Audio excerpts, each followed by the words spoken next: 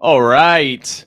Welcome back, ladies and gentlemen. This is David Patrick Carey with Church of the Eternal Logos. And today we have a very interesting sponsored stream. Shout out to Robin for sponsoring today's stream, of which he asked me to discuss a little bit of the history of Qigong and traditional Chinese medicine. And we kind of went back and forth on the emails. And one of his points was having learned about Christ, the eternal Tao, logos, Tao, Taoism. We've discussed this before in previous streams, that he was talking about how he was interested in the understandings of Qi, energy, and traditional medicine, and maybe how we understand aspects of this from an Orthodox perspective, but a general historical overview, and it's sort of a steel manning of its worldview. So that's what we're going to be diving into today. And so I think it's a fascinating topic. I don't know what other people think about, but we'll be discussing, again, this concept of Qi, which is essential. Again, if you're familiar with Lao Tzu and the Tao Te Ching, you're going to be familiar with Qi, the vital life force energy, and how that is kind of responsible for everything. It's the active principle of the Tao, the active expression of the Tao. And, we have tons to get into today, but, just an early reflection is, I think as we move through today, one, I have very strong criticisms of Western medicine, which I'll get to.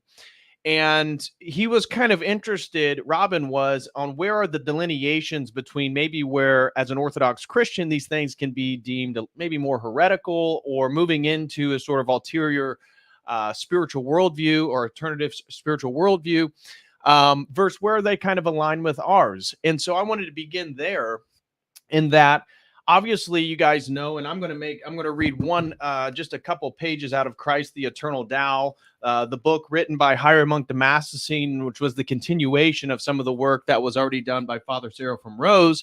Father Seraphim Rose, as we've talked about before, was very much interested in Eastern mysticism, specifically in Taoism and Chinese Buddhism, before he became an Orthodox Christian. And one of the things he wanted to do afterwards was kind of reinterpret the Tao Te Ching from an Orthodox perspective of logos. And of course, that is what this whole book is about. And we've already done a sponsored stream covering this whole book. So if you'd like to hear that, go check out that stream. And also, we're not going to be doing a full explanation of Taoism and Confucianism and religions within Buddhism. That was also another stream that I've already done. So if you want to hear more about the religions of China, you can go check that stream out. So I'm going to be hitting on these aspects, but we're going to be focusing more on Qigong and traditional Chinese medicine. But my point is that this book discusses how, from Father Seraphim Rose's perspective, Lao Tzu and the Tao Te Ching is really the closest one could get to the revelation of the logos, without revelation, without biblical prophecy, without an understanding of the incarnation of Christ.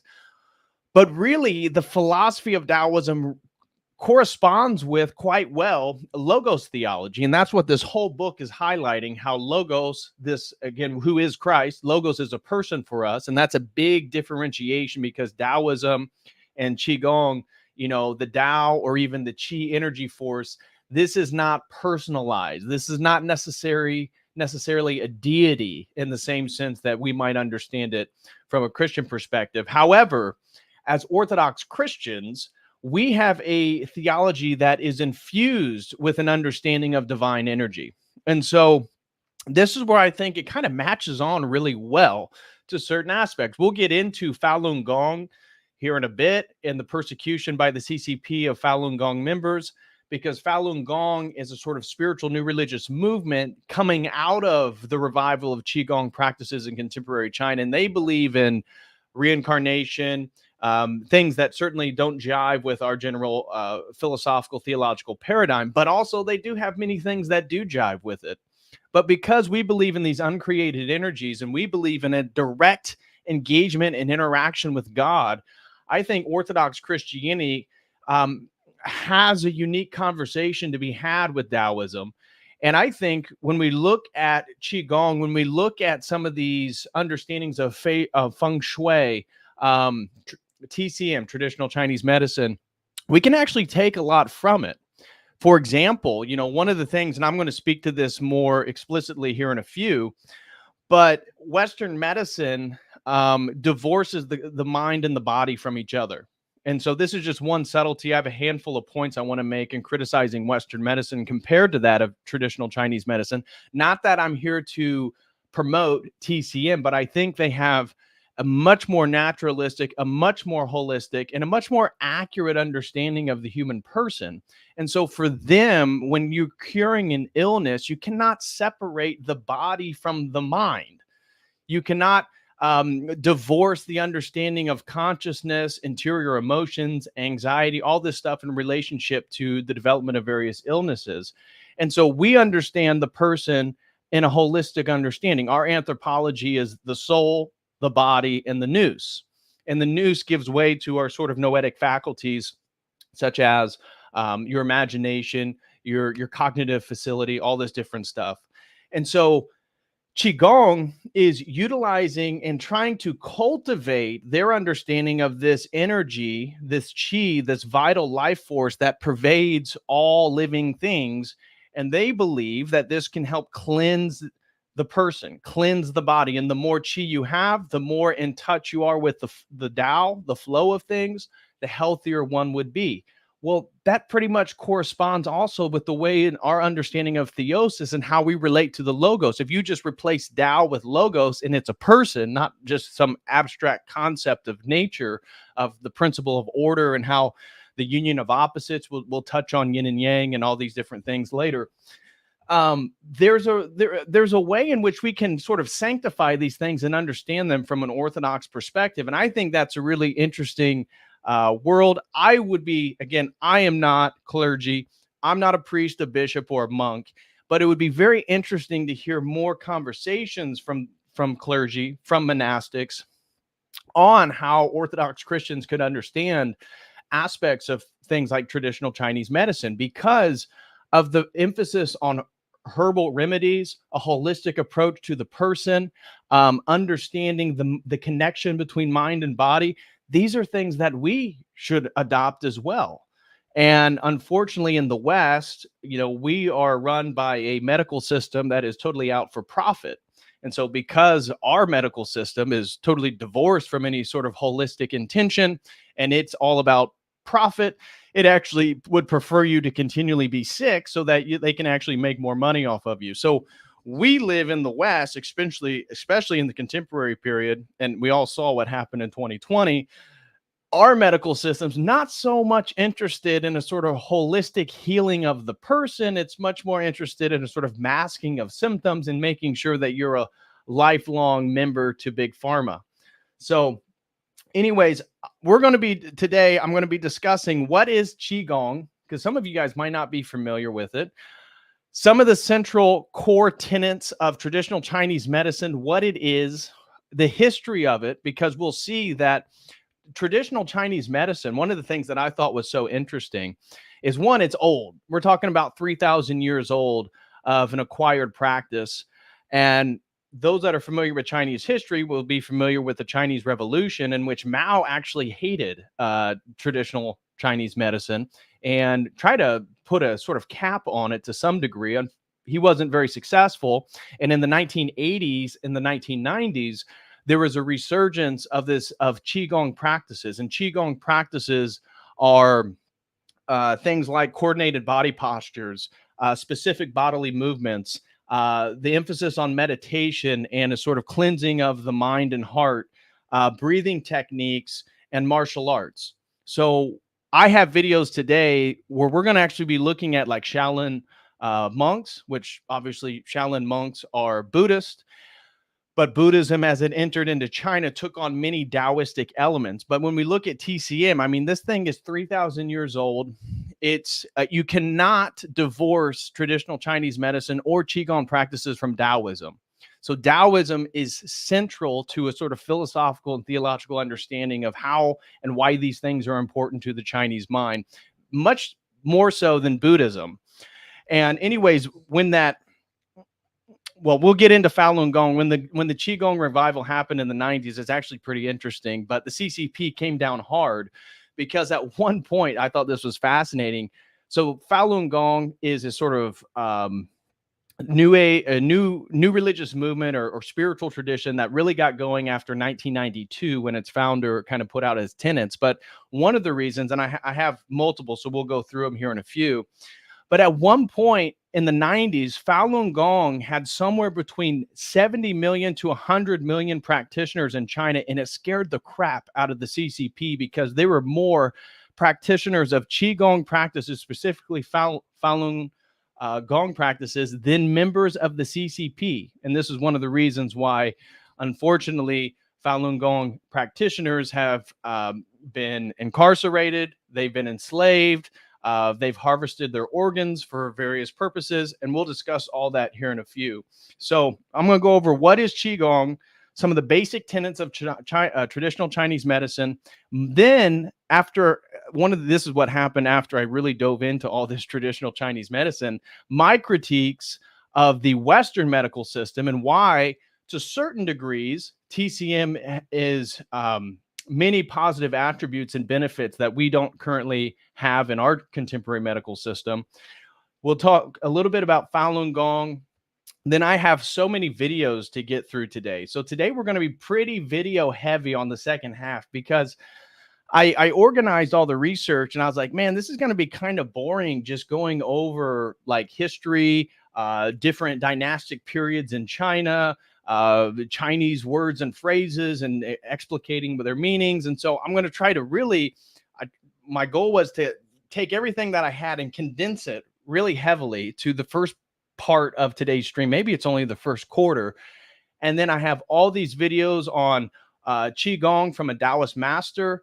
I have videos on the etymology of Qigong. I have a 5-minute video on Shaolin monks practicing Kung Fu and showing the demonstration of the cultivation of Qi and why they're able to do potentially superhuman abilities like breaking metal rods over their heads and stuff like this, and why the cultivation of Qi for these monks is actually a spiritual practice.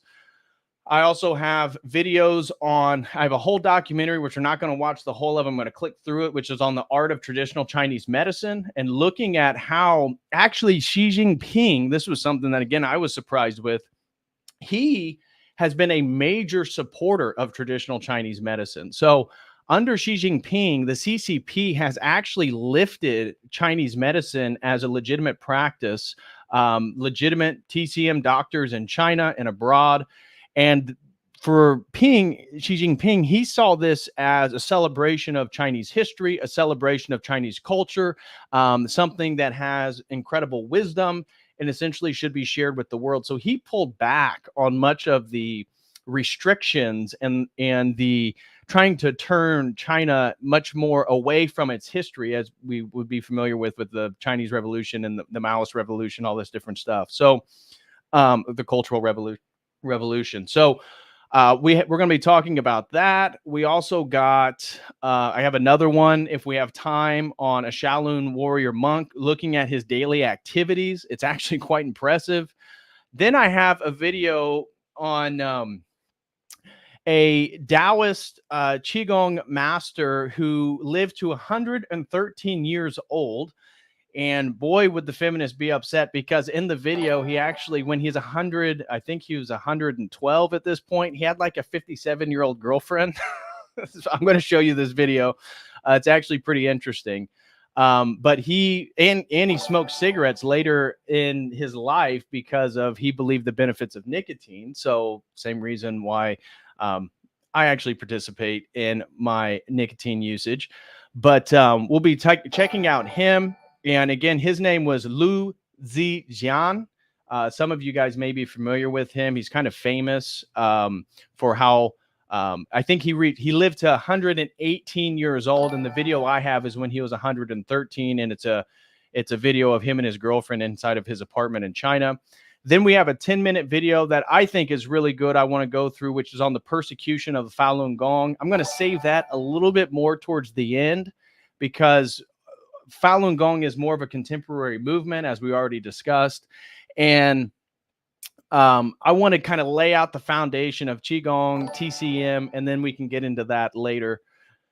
And then I have a quick video on like what is acupuncture cupping. I don't know if you guys are familiar with some of these things. And I got a quick video on an introduction to feng shui. So those are the few things we're going to be getting into today. Oh, wow. Looks like we already got the party started. Shout out to Amptown 1, just gifted 5 COTEL crew memberships. Thank you so much, my sister. God bless you. Thank you so much for the support. Really appreciate that. And my brother, Logan Daly, says, nub up, bigots. Thank you so much, Logan Daly. He just gifted 10 COTEL crew memberships. So thank you so much, Logan. Really appreciate that, my man. And so if you guys are feeling generous today, also, if you would like, gift some COTEL crew memberships here in the chat. Would greatly appreciate that. And if you want to have questions or comments, or you want to show support for my work, you can do so through super chatting using Streamlabs or the Dono chat links, which are in the video description, or use YouTube. If you prefer to use YouTube, that is good as well. So we got tons of stuff to get into today. Let me just make sure we don't have anything else already popped up. Okay. So first thing is we need to do a little bit of quick housekeeping as usual. And I just want to say, guys, really appreciate everybody who's shown support and gone and signed up over at the website. We have new exclusive video content over there. We have the second half of the stream we just did on Orthodox prophecies and the Great War. Let me pull that up. Really good stuff. I've got a few people that reached out to me on the part 2 video. Really appreciated it. Again, you can get a website membership through this link right here. We got 1, 2, 3 different types of membership. You only need a $5 membership to access the exclusive video content. I'll show you what that looks like right here. And this was the part 2 video. So you see it's almost 3 hours long. So I did an almost 4-hour long presentation on some of the prophecies of the Great World War to come, or World War III, talking about the Orthodox Church. And then in part 2, I go specifically over this book that I've been commenting on many, many times right here. The Eschatological Visions of the Blessed. I highly recommend it. Some really fascinating stuff in here, especially when you start getting into the contemporary saints of the 21st century, the early 21st century, talking about the jabs that were going to come, some of the problems, the global spiritual intention.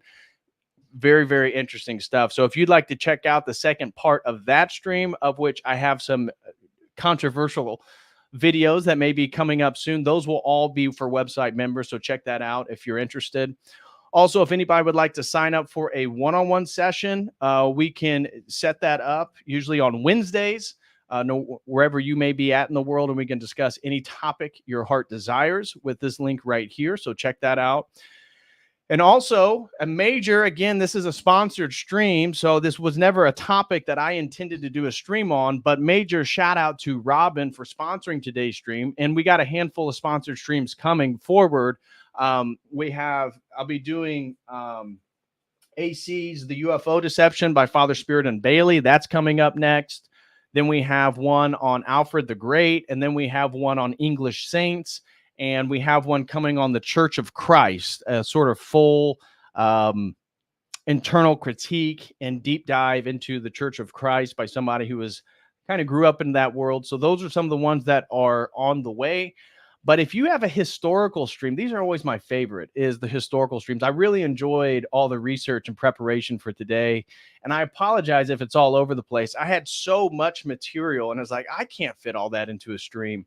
So I had to sort of condense it, and then I thought what would make it more interesting is a handful of videos to comment on once we kind of get a foundation of today's topic.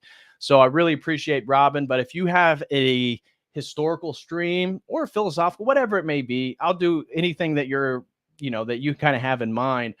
But I really, really enjoy the historical streams. So if you have something that you would like for me to deep dive into, oh yeah, the Jesus Sutras. Well, that's actually one I have right here. And I did a video. This is actually a book. It's actually kind of expensive. It was hard to get maybe like 2 years ago.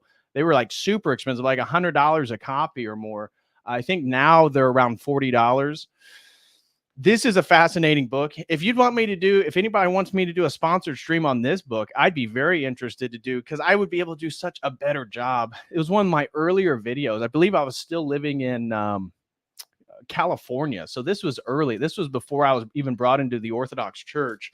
I did a deep dive on this book. This is by Martin Palmer, and it has to do with his discovery of the Da Ting Pagoda in Xi'an, and him discovering within that pagoda various texts, or what he refers to as like sutras, about Jesus. Now, the Church of the East was an Nestorian, so it wasn't the Orthodox Church, but it's fascinating to hear and see, especially during that 7th and 8th century period, 7th to 9th century period, where the religion of light, which is how it translates from the Chinese, the religion of light, Christianity, was incorporated into the Tang Dynasty. It was supported, it was defended. They were allowed, again, they were given their own special pagoda. The Chinese, or the Christians, were defenders of the Chinese against the Mongols. This is one of the reasons why the emperor allowed them to build their pagoda. So that very interesting history about the Church of the East and its eventual entry into China through the Silk Road. I'd love to do another deep dive into that and kind of explicate it much better now. I know so much more. I think it'd just be a much better stream. But if that's something you guys would be interested in sponsoring, again, you can do so at the website right here with this link. And I'll post that here. So anyways, if that's something you'd be interested in, please check that out. Also, another way you can support my work is going over to the website. We got t-shirts. We got the double-headed eagle, again, different colors. We have the Byzantine eagle, the Celtic cross. We got 2 different variations of Christ as King, one with Christ and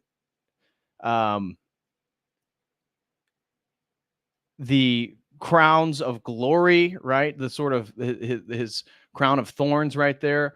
And then another one with there's a Trinity lion. So I know a few people have already purchased those. Major thank you to you guys for the support. We got it in white, multiple different colors, black, multiple different colors.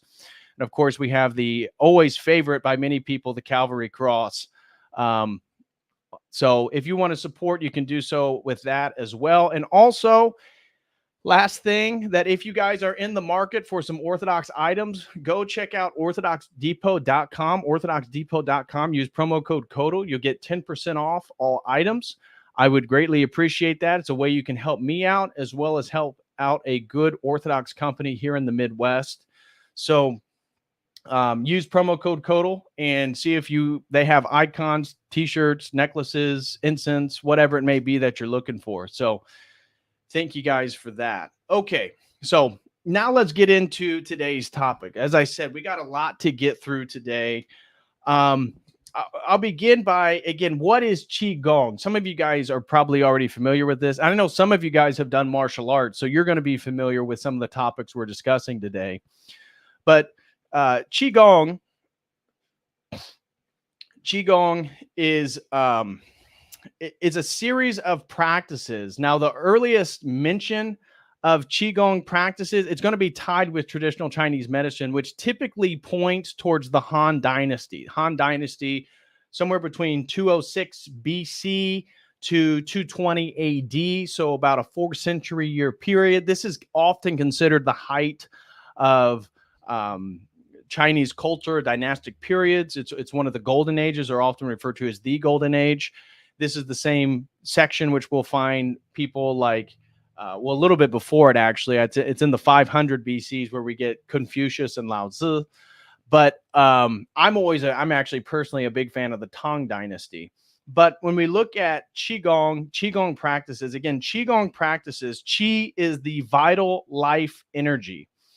And the way that it's often described is the Tao is the way, right? It's the way of nature. It's the cosmic way. And for Orthodox Christians, that's the Logos, and that's what Father Seraphim Rose and Higher Monk Damascene are highlighting in Christ the Eternal Tao.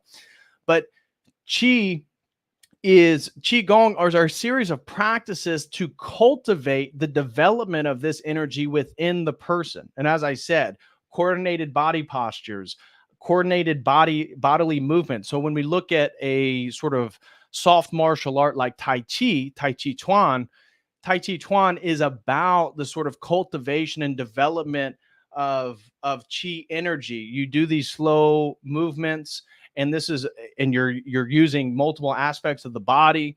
And anybody who's gone to China, this was another point that, you guys know that I spent 2 summers in southern China in the Zhongshan Dashui, Sun Yat-sen University in Guangzhou, China. And I actually have a map I can show you guys. I pulled it up just for memories, because when I watch these videos on Chinese culture, and you see these old people waking up at dawn, going to the parks, doing Tai Chi, playing sort of Chinese hacky sack. They have this little thing with feathers on it, or throwing frisbee, throwing rings.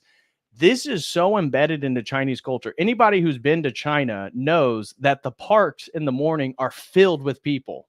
Filled with people. I remember at the university when we'd wake up to go to class, the university grounds were already filled with people, not students per se, maybe they're professors, but mostly just people from around the city in Guangzhou, just going there to do their morning routines, because this idea of staying active, right? Bruce Lee, I have a video, I don't know if we'll watch it, but Bruce Lee in his famous interview, I forget on what show it was like in the 1970s, talks about, to be like water, right? And the water takes the shape of the cup, right? And so the idea is we want the Tao, the Qi, to take shape in us, and we want to be part of this sort of cosmic flow of things. So Qi, the vital life force animating all things, gives an active expression to the Tao, because the Tao and yin and yang are always this sort of complementary process of opposites, right? Yin and the feminine, the dark, the mystical, the creative. Yang is the assertive, the masculine. And so they believe a human death has to do with the extinguishing or the running out of Qi energy. And I remember actually going to a traditional Chinese doctor when I was in China. Very interesting experience, because he looks deeply into your eyes. He feels your pulse. He grabs your hands. They kind of like put their hands over your body for them to feel your energy. And I remember we had a gentleman who was getting sick. It could have been from the water, could have been from the food, whatever it was. And the doctor kind of analyzed him, came up with remedies, gave him a series of herbs. And I remember within just a day or two, he felt much, much better. But it was a fascinating experience, because we went in there with him to check out like how the Chinese, TCM doctor is going to diagnose this guy. And it was a wild experience. And the room was just filled with cupboards full of different herbs. And so one of the fascinating things I found in the research was that Chinese traditional medicine, the way that it was passed down through the centuries, throughout history, again, and this history is around 3,000 years old. It's only first documented, 200 years or so before Christ in the Han dynastic period. But they would describe, so instead of these sort of general understandings of medicine, an herb, and then general understandings of medicine, like we would, you look at a medical book in the West, the way that they tracked it, it was always on a person by person basis. So the doctor would describe the person that is coming in, what is ailing them. He'd write it down, and then he would describe the techniques that he used to cure them, and whether they're effective or not. And this is the way the medicine was passed down throughout history, because they understood that no illness is identical. No two illnesses are the same thing, and that all illnesses must be cured by understanding the person involved. And this gets back to this holistic understanding of mind and body, that various forms of anxiety, stress, in our little documentary that we'll check out at one point, I don't know if we'll catch it, but he asked a woman who comes in with migraines, and he gives her acupuncture and sort of cures her series of ailments with headaches. And he's like, do you have stress? What do you have anxiety about? Like, what's your sleep schedule? How many hours of sleep are you getting? And then she answers all that. He goes, do you spend a lot of time on the internet, especially at night? And she's like, yeah. And he's like, okay, well, we'll fix it. But the idea is you have to change bodily habits as well, lifestyle habits, to actually deal with the illness, which is the exact same thing that our culture doesn't do, right? You have hypertension. They don't tell you to, stop eating so much or do more exercise, get better circulation. They'll just give you a pill for it. And of course, that's when we get to my critiques of Western medicine, that's a huge problem. So Qigong, again, is built upon the Daoist spiritual philosophical system. And here's a few of the influences of Taoism into Qigong practices, because it's like a chicken and the egg. Which one comes first? Probably traditional folk understanding, probably traditional understandings of energy, Qi, and then mixtures with Taoism. The way that it's expressed in the Han Dynasty, all these things were already mixed together. But harmony in nature, right? Harmony with nature is a number one tenet of what the Tao and Taoism, what allows us trying to get you to do, right? And so by living a moral life, we can already see this in the Stoics, right? Stoicism believed that virtue and morality is what aligns you with the logos, the cosmic principle of the world. Well, we can see a similar understanding in Lao Tzu in the Tao Te Ching. And so Qigong is trying to harmonize one's internal energy with the natural world and environment around them. Now, obviously in the West, they don't even take in account, if you go to the doctor, they don't even take in account of how much of nature you're going out into, how much physical exercise, how much spiritual enjoyment, how much time with your family. These things, from a TCM, from a Qigong understanding, these things are important to understanding the internal energetic state that you're coming to with whatever various illness you may have. Well, again, in the West, we don't even focus on that. The second important principle that I highlighted coming out of Taoism that influences Qigong practice is the cultivation of longevity. All of us are going to be familiar with the Daoist, the Chinese alchemists, the Daoist immortals, right? Going into the mountains of Wudong, which will play into our videos today, because they thought that they could attain immortality. And this gets into the myths about the elixir of life and mercury and different practices or substances they would ingest to try to live forever. Now, there's something that's importantly related here theologically, right? Because they understood that that immortality to some degree is related to energy. And now I'll put a Christian Orthodox perspective on that. The way that we live forever and reach immortality is through the embodiment of the uncreated energies of God. Now, there is no way out of this world without death. But we believe if you're fully embodying these uncreated energies, which are, I would say, related, obviously most Taoist or Chinese practitioners of Qigong would never associate it with Orthodox Christianity, but we would say that, yeah, it's by the embodiment of these energies that you actually do become immortal. Now, you don't become immortal this side of eternity, which some of the Taoist monks and some of the immortalists were trying to do. And we see the same thing trying to happen right now with transhumanism. We talked at that ad nauseum before. But the cultivation of longevity and mortality was the reasons for why they developed all these practices for the cultivation of Qi. And so the preservation and cultivation of Qi is essential to a person's vitality and the length of their life. The third attribute of Taoism that I would say infuses Qigong practice is Wu Wei. Wu Wei is just a Chinese term for like effortless action. It's the idea that you are in flow with the Tao. You're in flow with the energy of creation. And that it's not about contrived action or brute force, because if you have to use contrived action or brute force, then you're clearly not in flow with the eternal Tao, with the eternal logos. And so aligning oneself with the flow of life without force or contrived action is the goal. It's to live in harmony. It gets back to natural harmony. It gets back to the cultivation of longevity within oneself. And it gets back to the sort of effortless flow with that which already exists. And this will actually play into the Fallon Gong members and why the CCP didn't like them to some degree, because they will emphasize a sort of moral prescription to the world. They're very much against premarital sex, homosexuality, transgenderism, these types of things, because they would say, I remember I believe a quote that I saw from the founder of Fallon Gong was um, the world's morality or the world's teachings constantly change, but truth and the way never changes. And so the idea for them is that cultivating chi energy, cultivating this life force, and then living a moral life based on the tenets of the natural order, not on the contrived, relativistic creations of man. This is the point. And that if we actually fall victim to the sort of relativistic, subjective moral framework that, of course, the West is ruled by now, they believe that leads to the degradation of the person, both spiritually and physically, and the degradation of society itself. And it's like, hey, we can't deny that.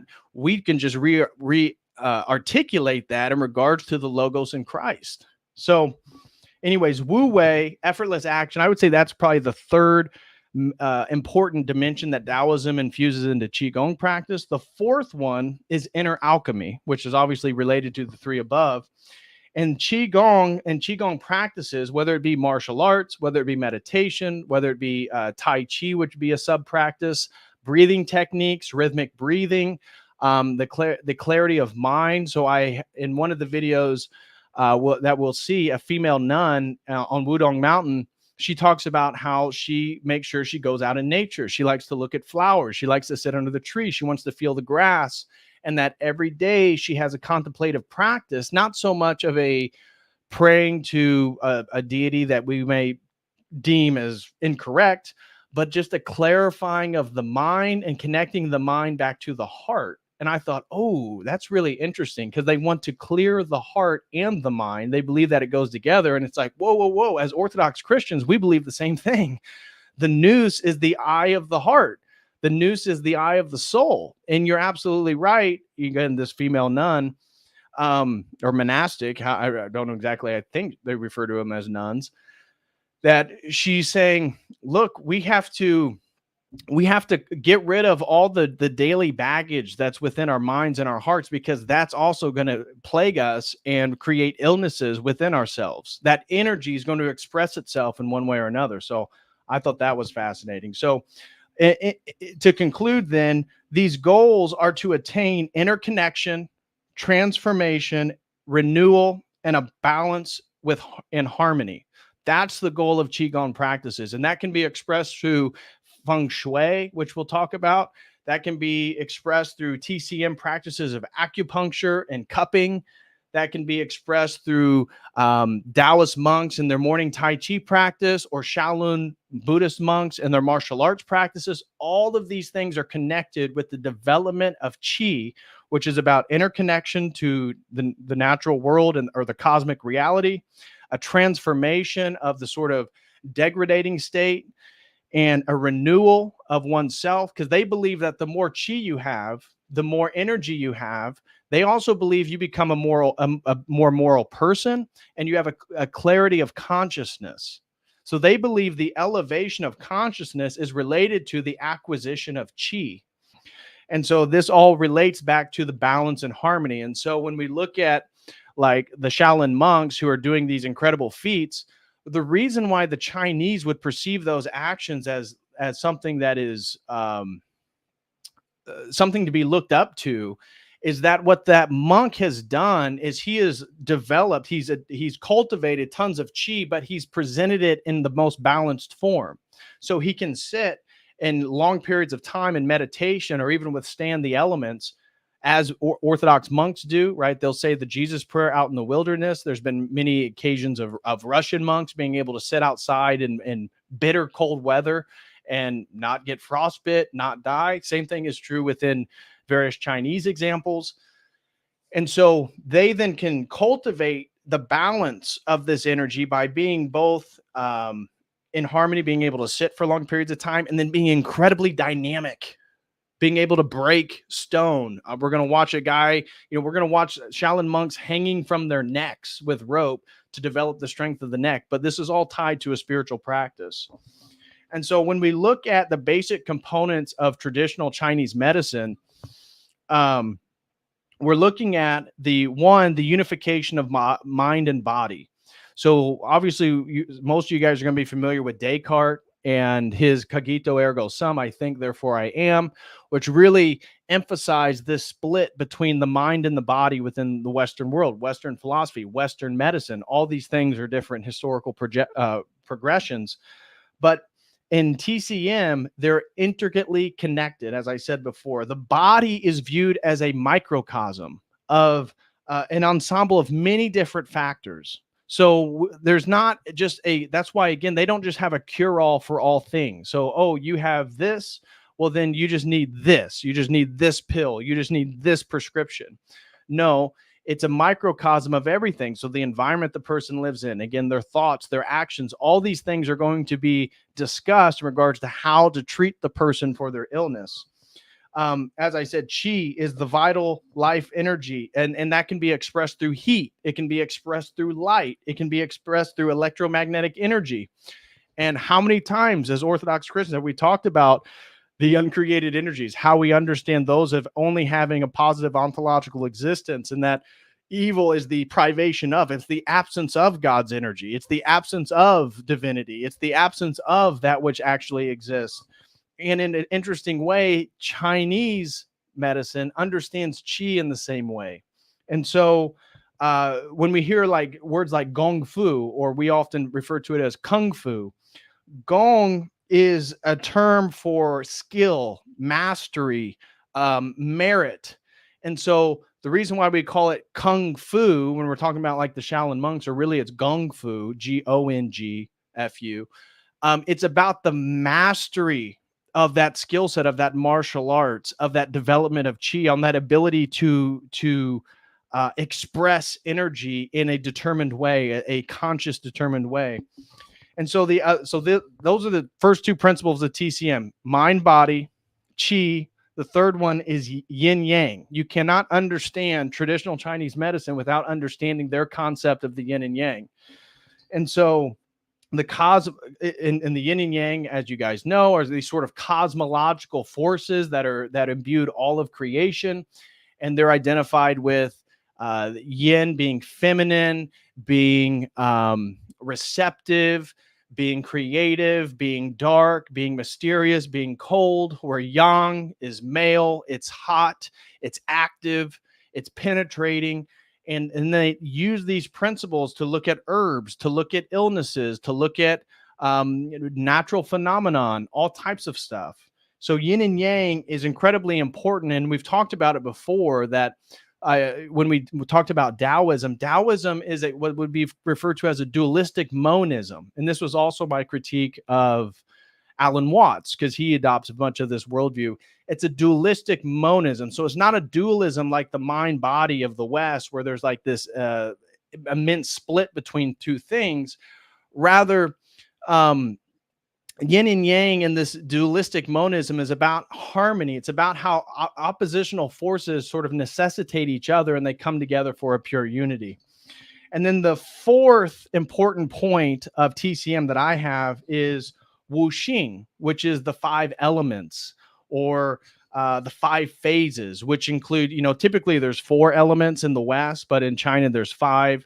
They have water, wood, fire, earth, and metal. And so let me show you something, because there's something I wanted to show you about that in particular for today. Here we go.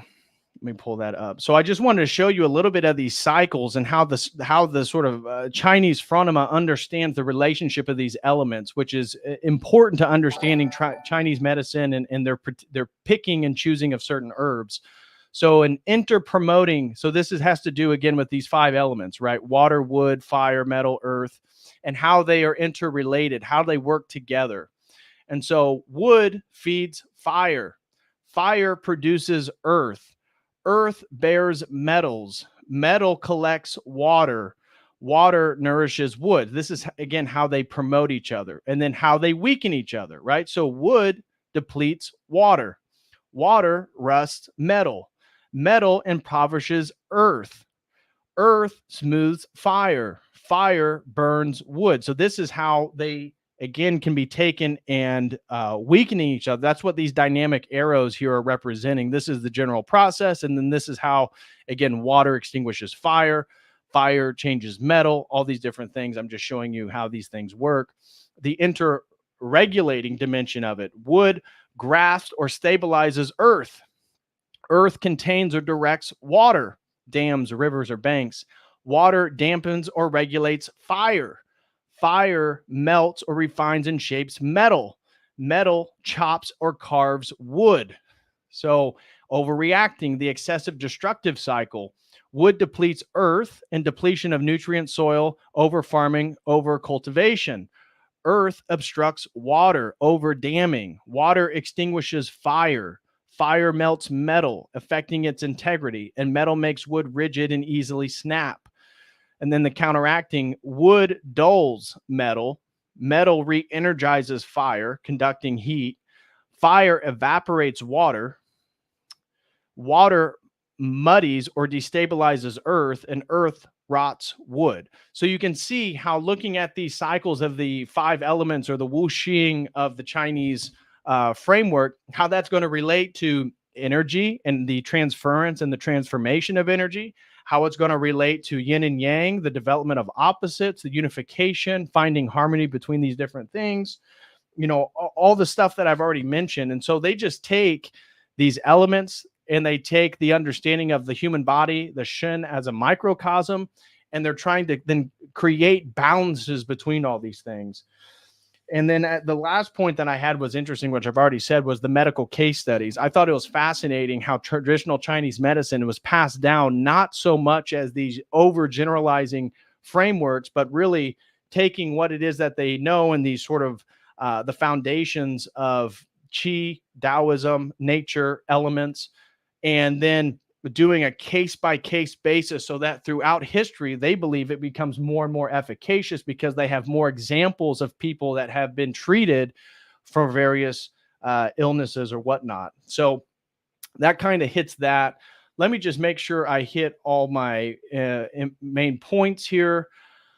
Now, let me give my critiques of Western medicine, because I've already laid out a little bit about TCM and why I think it's actually a beneficial worldview. I'm not saying we adopt the five elements. I'm not saying that you become Daoist. Obviously not. I'm saying that there is room for conversation with the Orthodox framework, in that when we compare it to the Western model, I have 6 main points that I created on that I think are strong criticisms of the Western medical system, and why a more naturopathic or holistic or traditional Chinese medical approach can actually be beneficial for the vast majority of people. So number one, I have, based on the Western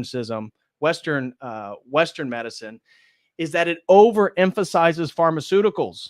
Obviously, we know the prominence of big pharma. We were here through 2020. We saw, that ivermectin and hydroxychloroquine, these things, even though cheap, even though highly effective, even though no negative side effects that we know of would be found from people using it, they were demonized. Why? Because you have to get the jab.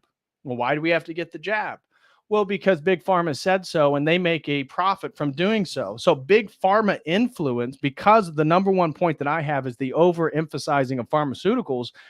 Big pharma makes profits or elevates profits over patient well-being, right? Because the point isn't really about you becoming holistically healthy and fulfilled and filled with vital life force. It's that you buy our pharma product because we're going to make money off of it. And yeah, it'll probably have a side effect, because they all tell you like tons of side effects that you're going to have. And if you have those, just come back to us. We'll give you another pill that will address that side effect. Yeah, it's going to create other side effects, but then you can come back and get another pill and that will address those side effects. And it's just an on and on circle in Western medicine. So this leads to an over reliance on medications, as opposed to a integral understanding of human health.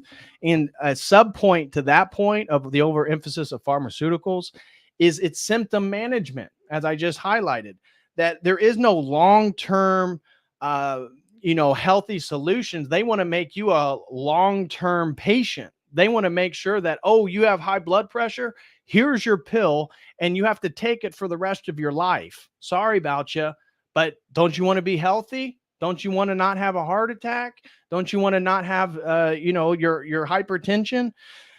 So we then create basically long-term patients with pharmaceuticals and never actually treat illness. We never actually treat illness. This is a huge problem. Number two problem with Western medicine, in my opinion, is again this monetary focus. And so I broke the monetary focus down into two parts. It's profit-driven healthcare. So we live in a system where it's profit-driven healthcare.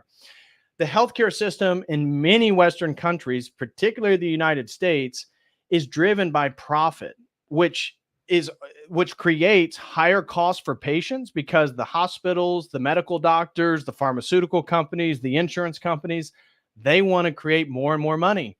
And so it creates higher costs for patients. It creates more unequal access to healthcare for those that don't have the money to spend it.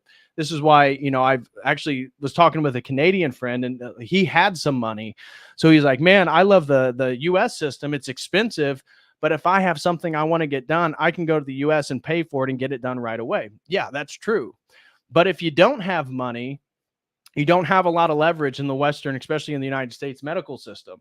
So it creates a system that incentivizes and favors expensive treatments over procedures that are more preventative and holistic. Because if you have, like ivermectin, like hydroxychloroquine, if you have something that's really cheap and effective, well, who's going to make money off that? Nobody. So then the insurance companies, they alter what can be prescribed, they raise the rates, and so the entire hospital structure is incentivized to make as much money off you as possible when you go in there. And so related to that monetary focus, I've already kind of hinted at it, but it's the insurance and the accessibility issues. So because it's so monetarily focused, the insurance companies drive up the cost. They can literally limit the accessibility and the affordability of certain medical care, and therefore making it unavailable to afford for the vast majority of people, and being forced to take on treatments or medications that the insurance companies and the hospitals find more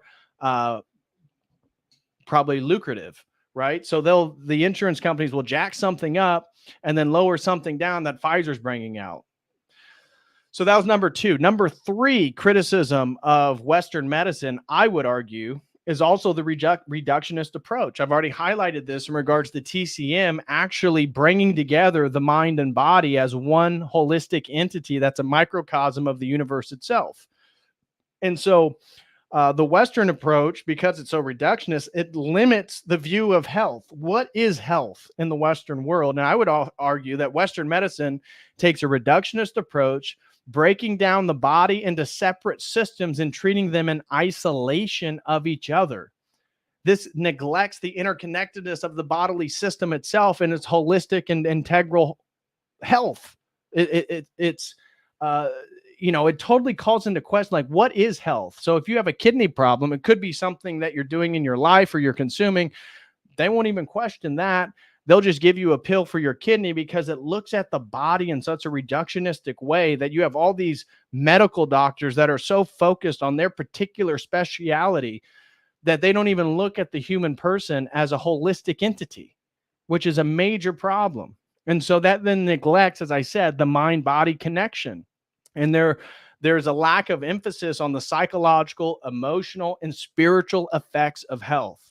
And I think if we're Orthodox Christians and we believe in these uncreated energies, and we believe in this communion with Christ and God and transcendence and divinity, then our health issues are not just physical. They can be psychological, because remember, the logismy of the imagination is the battlefield. That's where we're engaging the demons every single day. They're sending us mental images. They're stimulating the body. If you struggle with lust, for example, it's the mental images that then triggers a bodily response that then triggers your free will to decide what you're going to do with it. And this is how the demons tempt us. And so the same thing's true with our health. And so traditional forms of medicine, like TCM, these more fully incorporate the understanding of the mind and body as a holistic entity that needs to be treated, and that you may have some physical ailment, but it may be tied to your psychological or your emotional or your spiritual problems. And so in the West, we don't even address that at all. Number four problem with Western medicine is the underutilization of preventative medicine, right? It's reactive rather than proactive. So Western medicine is reactive, focusing on treating illnesses after they arise rather than emphasizing preventive measures that could stop diseases from developing in the first place, like your diet. So within traditional Chinese medicine, for example, they believe food is qi. So if you have an ailment, there's not going to be a TCM doctor that's not going to tell you to begin to eat something specifically. Take this particular herb, eat this kind of soup. You need more meat. You need more protein. You need to eat beef. You need to do X, Y, Z, because they see that qi, that vital life force energy, is tied with everything we put into our body. In the Western world, how much are they talking to us about our diets? Hardly at all. And all of our food is poisoned, which then only incentivizes them to create more pharmaceuticals to cure more symptoms, or cover or mask more symptoms, and never actually cure illness. So the underutilization of preventative medicine also leads, in my opinion, to a lifestyle and environment factors. So there's insufficient focus in Western medicine on your lifestyle, how you interact with your environment, all these exterior factors that can contribute to your health, where traditional medicine often places an emphasis on diet, exercise, and your environment. And of course, that environment, as we get into, I got a quick video on feng shui. We're going to be highlighting how even the environment you live in is either conductive or not to the transference of energy, right? So the space is cleanliness, right? If you are dealing with anxiety and you talk to a TCM doctor and you tell him that your entire living space is chaos and everything's out, like, dude, clean, like organize. It's good for the energy. It's good for the chi. It's good for the psyche. So this stuff is totally neglected in the West. And then my fifth point is the lack of personalization. We've just talked about how TCM was passed throughout history. It was an individual focus on health. A person came, they have an ailment, it's documented. Then the TCM doctor describes what it is he tries to give the person for the ailment. And then he describes the effectiveness or non-effectiveness of it. And then he describes the next step. So the entire history of TCM is focused on the individual, where in the West, we have this one size fits all treatment. So the approach in Western medicine is standardized. Treatments being applied are uniformly applied rather than tailored to an individual needs of each patient. And traditional medicine often focuses on a more personalized treatment plan for each person.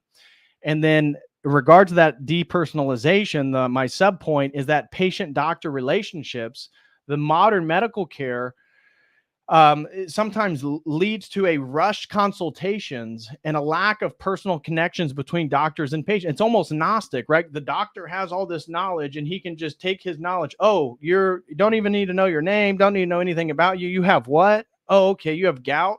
You just need this. And it's like, well, maybe the diet, maybe the lifestyle, maybe all these other things that are personalized are being totally neglected.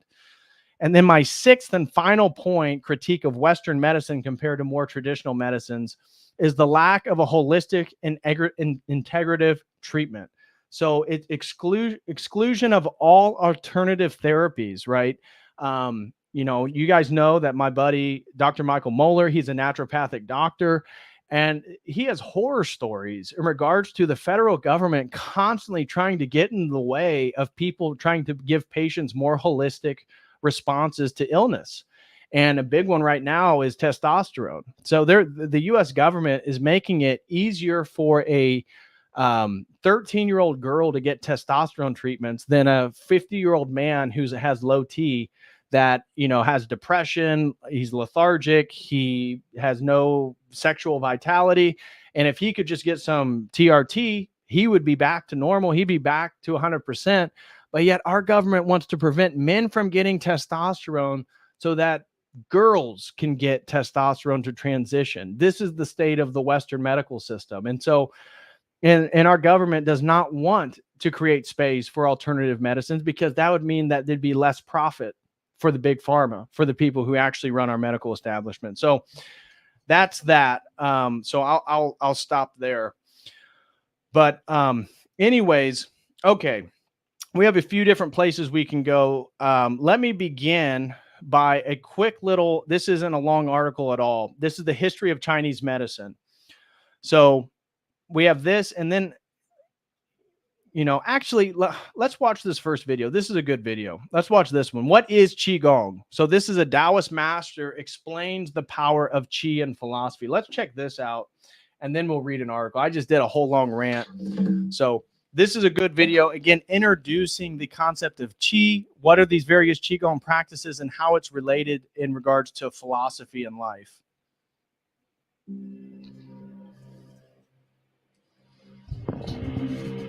What is Qigong?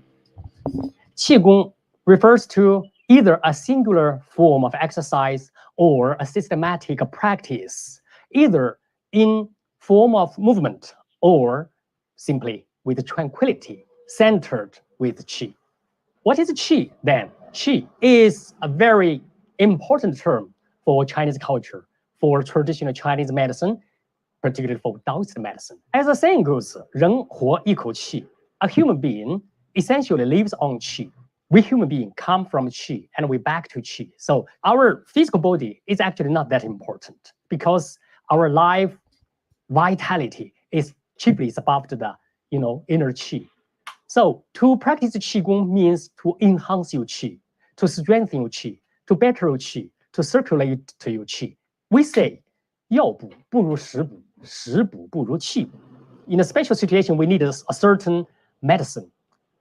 Very much, we should have a very good way of diet.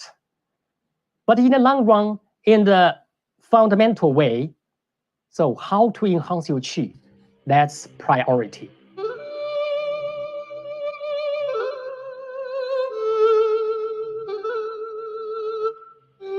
So, well, this wall is very old.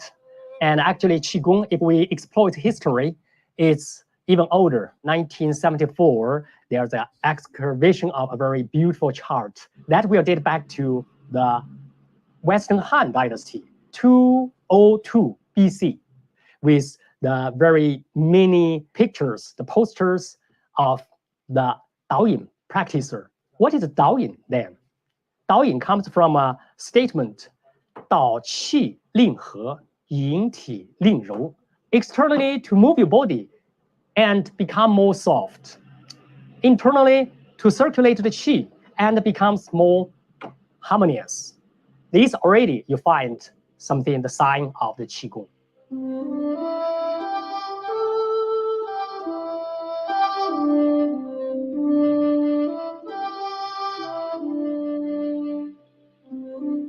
The origin of Tai Chi is from Wuzhang Mountain. So let's see, that's the statue of Zhang Sanfeng, the founder of Tai Chi Chuan. So we have Tai Chi Chuan, we have meditation, we have Daoyin, we have Qigong. So what's the relationship? What's the difference and the similarity? Sometime I would have the students who inquire, apart from Tai Chi Chuan, do you also teach Qigong? This sounds a little silly because all our exercise, it's for the purpose to enhance your Qi. So Tai Chi Chuan is a kind of Qigong in a moving style and with meditative manner. And what is meditation? Meditation is a kind of Qigong, chiefly in form of practice, in form of tranquility. What is Daoyin? Daoyin is what we say today, Qigong, both with the external movement and internal harmony. This is like my dad.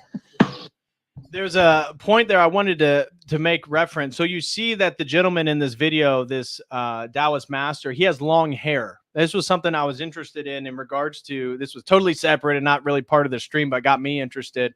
I was curious, what are the differences between Buddhism and Taoism in regards to the theology of hair? And I found that Taoism has, they believe that hair is, again, indicative of this life force, that it's constantly growing. And so a Taoist monk almost always has facial hair, or at least long hair, and they'll tie it up into a bun in the back. Where Buddhists, almost all Buddhists, especially in the Chinese context, they shave their head as a sign of renunciation. So when we turn to, because I have a whole video here on the power of Shaolin monks, we'll see that they all, for example, here, they all have their head shaved. So there's actually a very interesting delineation there between the Taoists and the Buddhists on how they understand hair. And side note, but I was then looking into Taoism and semen retention, and they believe that semen, male semen, is tied also to this vital life force. So a Taoist would be very supportive of the idea. It's not in the same thing as like the Hindu, where you sprouted out. If you've seen the sort of depictions of Shiva, where it's kind of sprouting out of his forehead, and now he's illuminated yogi. There are elements of that, but they do believe that these things are greatly beneficial, and that long hair for Taoism is a sign of virility. It's a sign of your masculinity. It's something to be proud of. And obviously we know that monastics within the Orthodox tradition don't shave their face or cut their hair. So I thought that was a little interesting, a little side note, nothing of real significance, but I just wanted to throw that out there. So anyways, continuing on here. 你是 Kevin， 对，他这配个东西。Although I say Tai Chi Chuan is a kind of Qigong, Daoyin is Qigong, particularly we have some Qigong forms like 5 animal Qigong, 八段锦 Qigong, and 6 word healing Qigong. This is the first move of 八段锦。两手托天理三焦。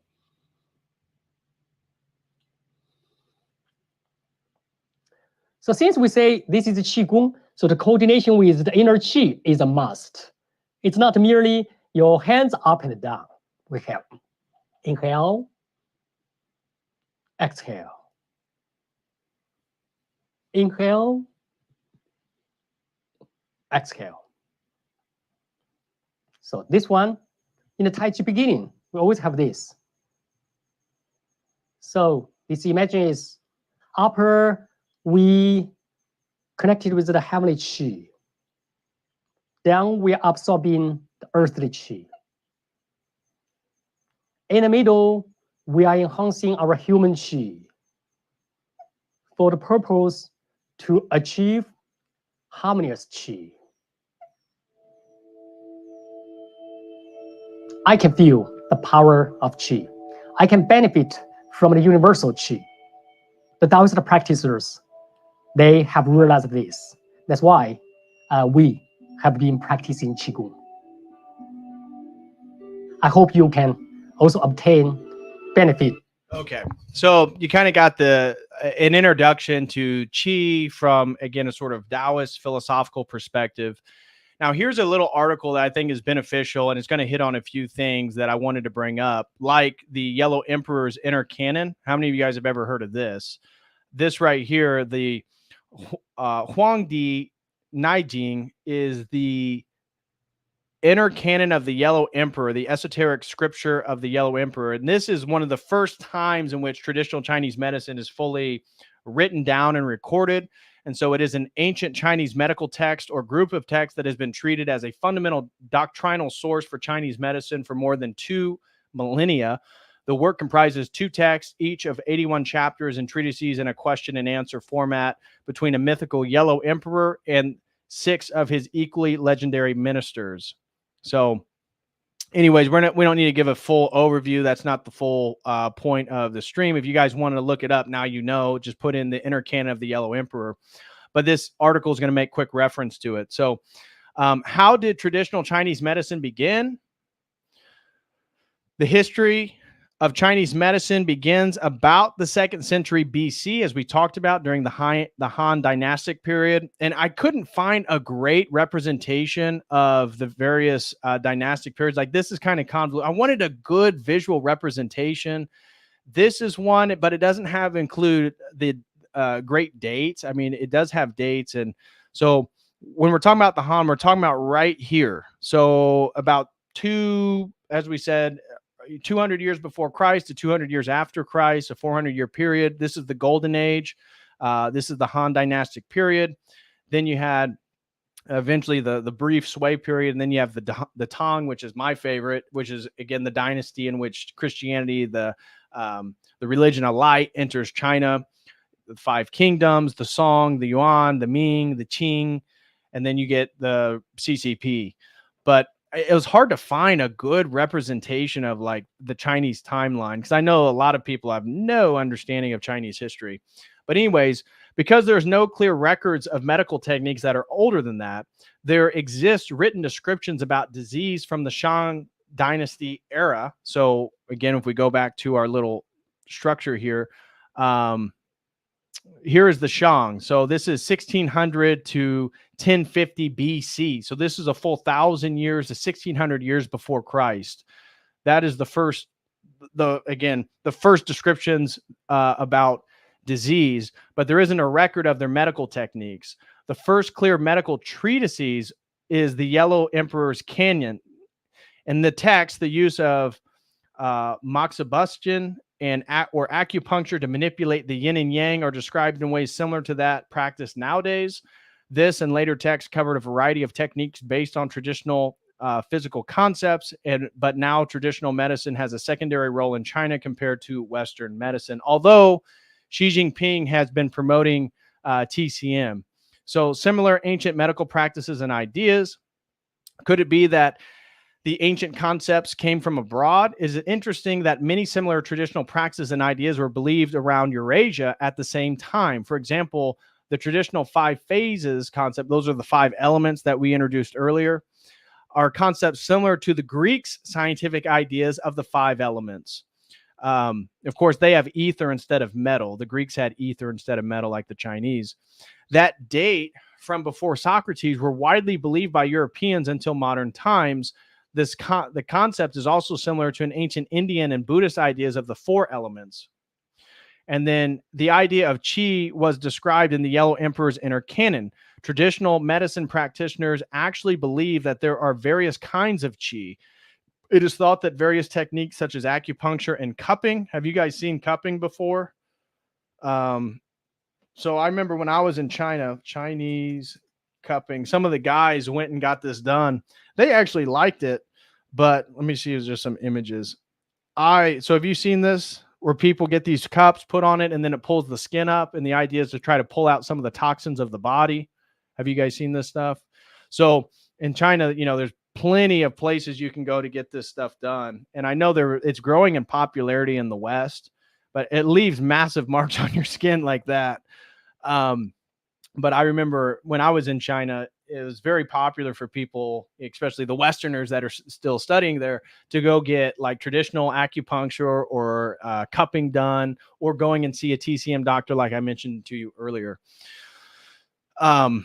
So it is thought that various techniques such as acupuncture and cupping can manipulate the various kinds of qi. Fire cupping also was practiced in the Western world in Egypt long before Christ. The cupping technique was used in the ancient West to manipulate the humors.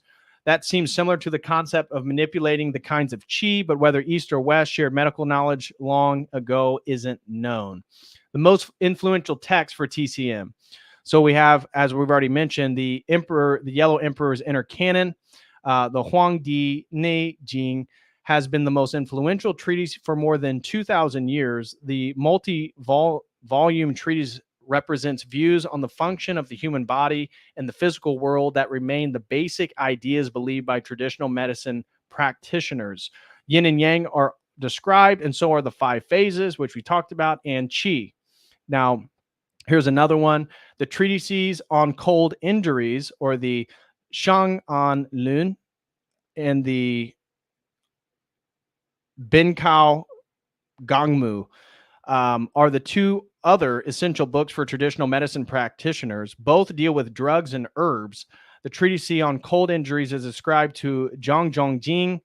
It was published about the year 220 at the end of the Han Dynasty. It is the first known treatise on drug and herbal medicine.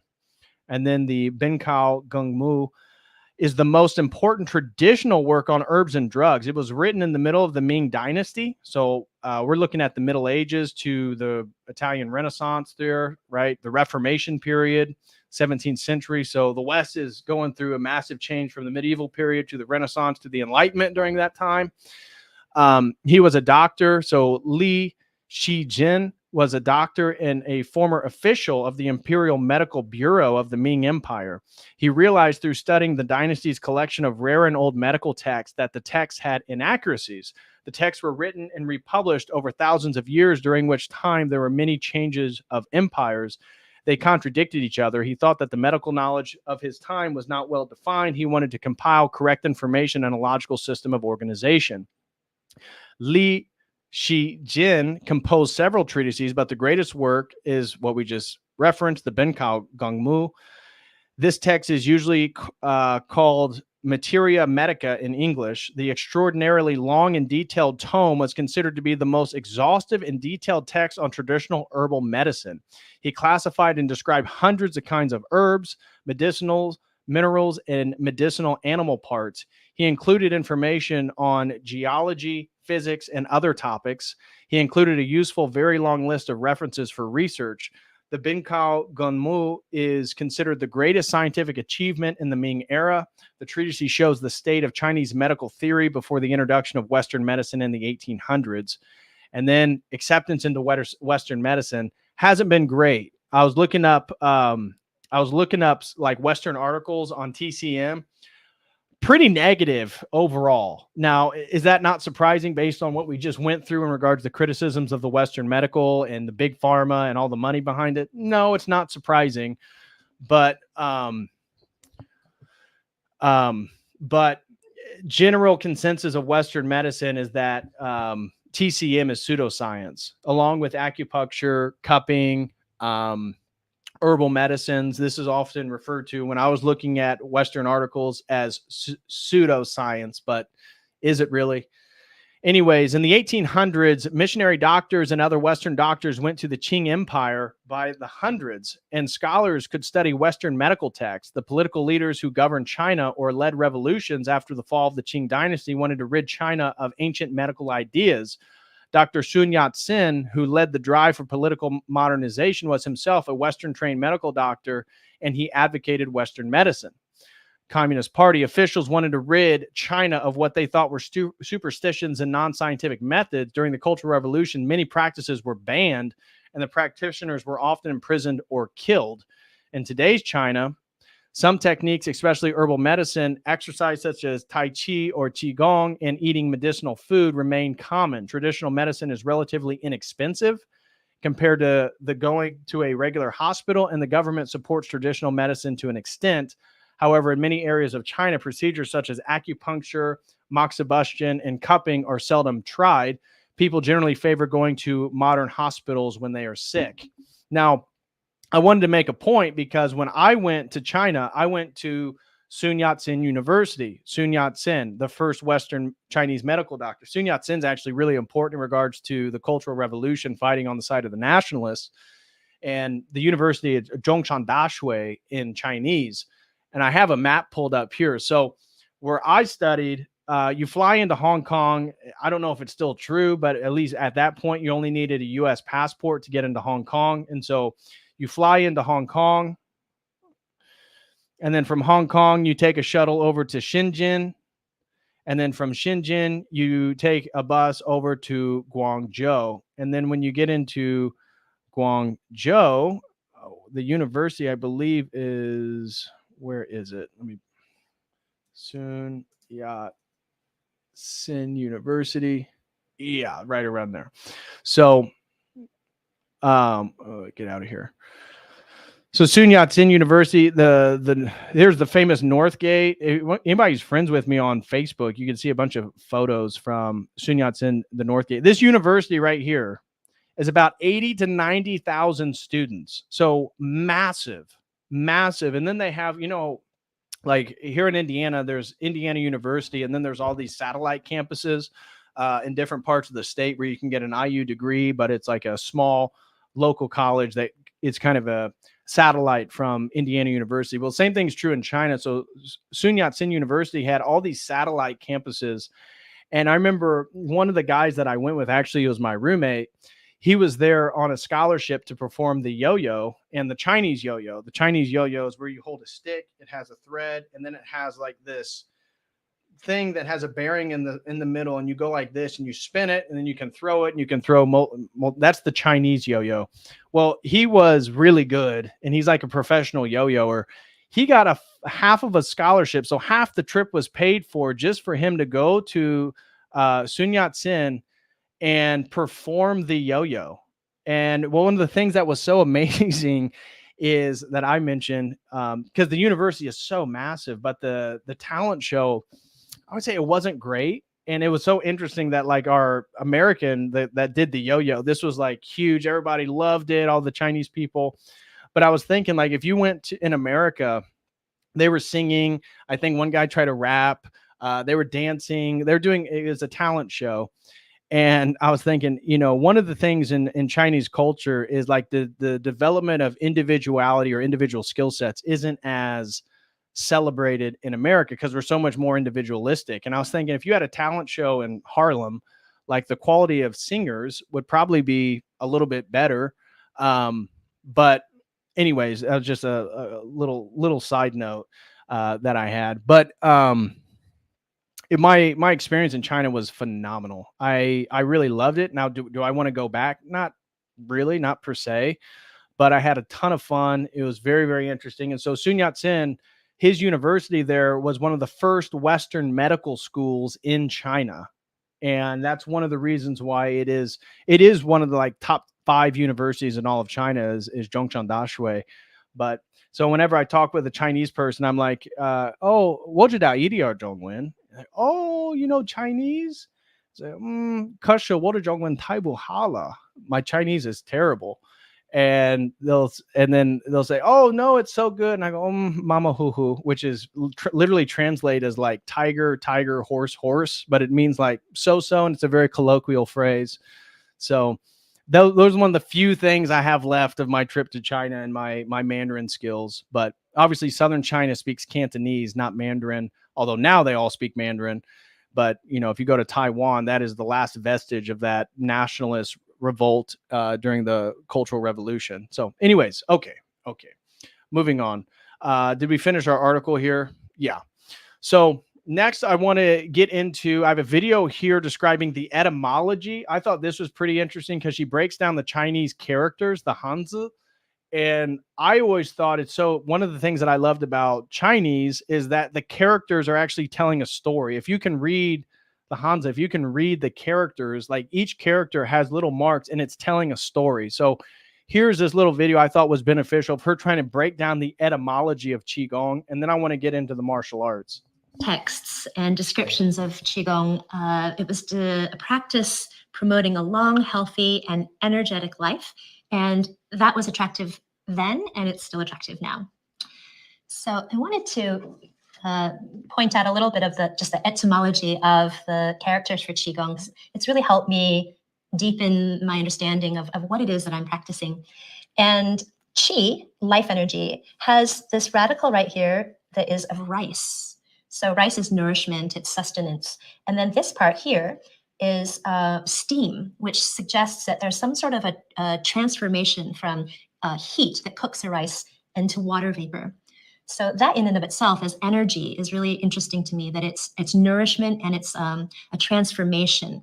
And as we know from the first law of thermodynamics, energy in the universe can't be created or destroyed. It can only be transferred. So this really points to that transference and change that can take place when we start working with our energy. Gong is even more interesting for me because it's typically just described as work, but more accurately as accomplishment or merit. And gongfu, kung fu has the same character. So it's an art of merit and accomplishment. But this character, gong, it looks like it looks like what it is actually. It's a carpenter's square etymologically. So what was a carpenter's square? It's a tool used to create right angles and make more precise cuttings for a carpenter. And then this character over here is called Li, or strength.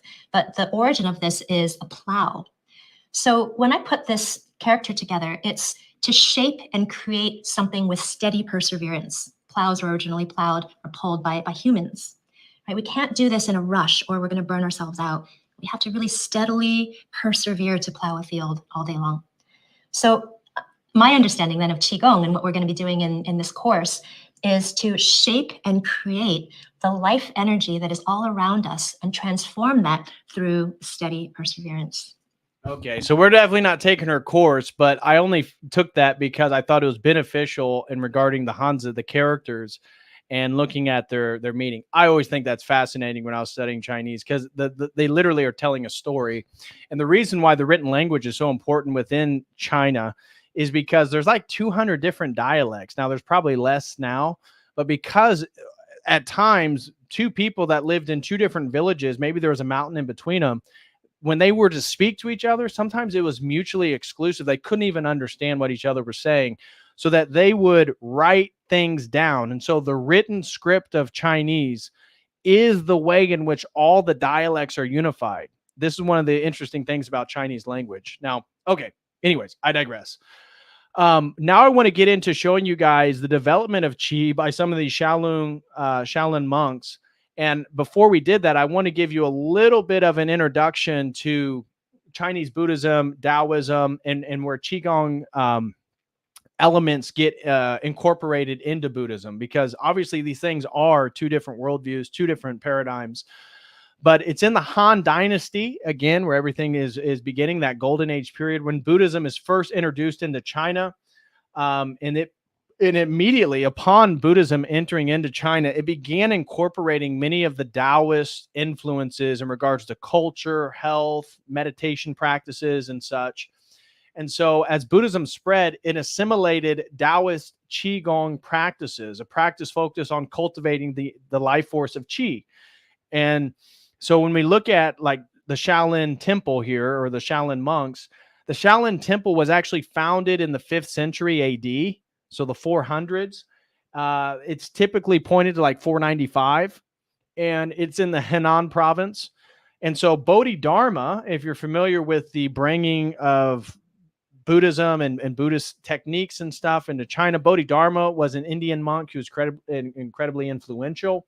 And he is accredited with going to the Shaolin temple in 527, 6th century AD, with teaching the monks meditation techniques and specifically physical exercises that would eventually lay the foundations for Shaolin Qigong practices and martial arts. So what we consider Chinese Gong Fu, these were initially like bodily exercise practices. Now, if you look into the history of like Kung Fu, it's believed that the monks, because various raiders and thieves would come and try to steal things from the monasteries, that they developed self-defense techniques, first using like farm instruments and staffs and things like that. And eventually over centuries, it gets cultivated into what we would understand as like Chinese Kung Fu. And so the integration of Qigong with martial arts, I have some notes here, begins with Yi Jin Jing, and that is this understanding of muscle and tendon. So Bodhidharma is said to have introduced the Yin Jin Jing, which is a set of Qigong exercises at stretching and strengthening the muscles and the tendons, which again, it became instrumental. But before we watch this video, that's why I want to bring it up, became instrumental in the understanding of Shaolin Buddhist monks and the development of their Qi. In addition to this, it's Xing Yi Quan, which is mind, form, fist. It developed that in the Shaolin monastery. This martial art combined Qigong principles with fighting techniques, emphasizing internal energy cultivation and physical power. And then Shaolin Kung Fu eventually comes to full fruition. So over centuries, Shaolin monks developed a comprehensive martial arts system incorporating Qigong for health, internal energy cultivation, and combat effectiveness. And so I just wanted to highlight that. Now, eventually, these get applied to military applications. And so there's this interesting text that I wanted to show you guys, the Jixiao Shinshu, which is a new treatise on military efficiency. It was a military manual written in the 1560s, the 1580s of the Ming Dynasty by Qi Ji Guang. Its primary significance is in advocating for a combined arms approach to warfare using 5 types of infantry and 2 types of support.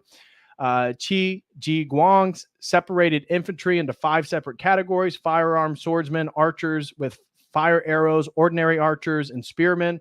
And so I thought this was just a little bit interesting. As it says here, he split support crews into horse archers and artillery units. It is one of the earliest texts existing of East Asian texts to address the relevance of Chinese martial arts with respect to military training and warfare, and several contemporary martial arts styles of Qi's era are mentioned in the book, including the staff method of the Shaolin Temple. So I thought I love the martial arts history, so sorry for nerding out on that. But anyways, now let's watch this video because this is fascinating on the abilities of the human body when developed these, again, this cultivation of qi. So here's some of the Shaolin monks. However, the most profound wisdom and the most mysterious power of Kung Fu is called Qigong. Through breathing and a series of systematic movements, Qigong produces a type of energy called qi. The Chinese believe that qi, or energy, normally resides in a place they call dantian in the lower abdomen. Once you can freely direct this energy to a particular part of the body, you can produce enormous power. Direct the qi to your arm as you throw a needle, and it can pierce a piece of glass.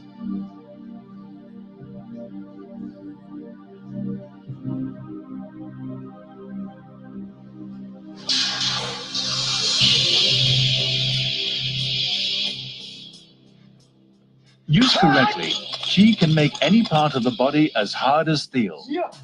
The crown of the head can break iron plates, bricks, sticks, and stones.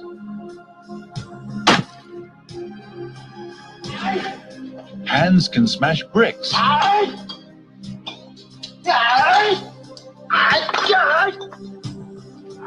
and break sticks.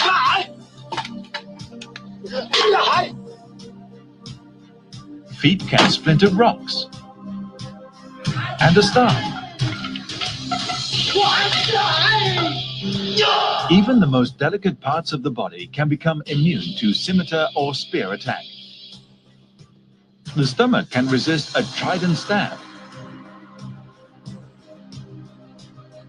or can break sticks. The throat can resist attack by spear. 不是说这些什么兵器都不能上，因为枪之后啊，他们都是恩气功的一种，都属于恩气。Okay, let's see what he's saying here. Can resist attack by spear. 不是说这些什么兵器都不能上，因为枪之后啊，他们都是恩气功。 Okay. Doesn't look like our closed caption is going to read. It says something about your body can resist it. It's hard to read because the subtitles on top of it. 这个把这个气布局，这个外层内敛一口气，外敛那个筋骨皮，这个皮。 So it looked like he was saying it using the techniques of Qigong, you can develop something where you'll no longer be hurt, but toughen and harden the exterior, essentially. 他这个把这个气充聚以后，你的外眼 You gather the qi at the throat so as to, and then there's something over. I can't read. 东西打不透一般。 In the past, the mysterious Qigong was regarded as mystical or even as magic by some. But studies have found that the qi movements within the body can be tracked by a heat detector. Of course, the only way to maximize the qi energy is by repeating the exercises day after day.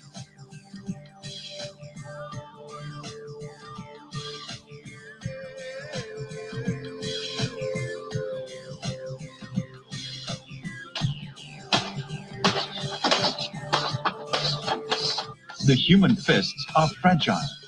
Although often used in attacks, fists are prone to damage. If you wish to be more powerful, you must strengthen them. Place a piece of paper on a wall. Punch it for 2 hours without stopping. Replace the paper when it's broken. The wall may deteriorate, but eventually the hand becomes immune.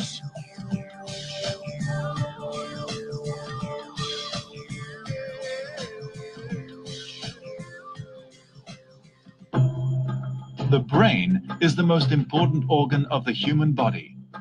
Serious injury or damage to the brain can be fatal. To protect it, the skull must be strengthened. All you have to do is hit your skull with your palms for 2 hours every day to harden it. Then bang your head against a sandbag for 2 hours to train it to resist the shock of an attack. Hard Qigong masters believe that the skull becomes up to 4 times harder than that of a normal person after 2 years of such continuous practice. Another very delicate part of the body, the neck, is particularly vulnerable to attack. Injuries here can lead to paralysis and death. A headstand lowers the weight of the entire body onto the neck. Practice an hour every day for a year, and then you can progress to neck hanging.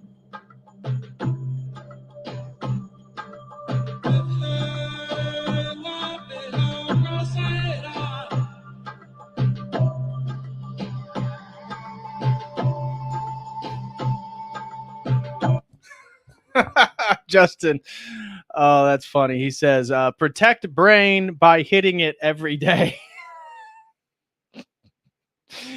Yeah, that's essentially the principle. Yeah, they just said they'll do that for a year to 2 years. And if you're strong enough, then you can progress to neck hanging, which is what you're getting ready to see. The iron neck exercise consists simply of hanging by the neck from a cloth noose. At first, it is only bearable for 2 to 3 seconds. But eventually, the body can be supported for minutes at a time, by which time you'll have mastered the technique. The iron neck is very useful in actual combat. It enables you to free yourself and counterattack should your enemy have your neck in an arm lock.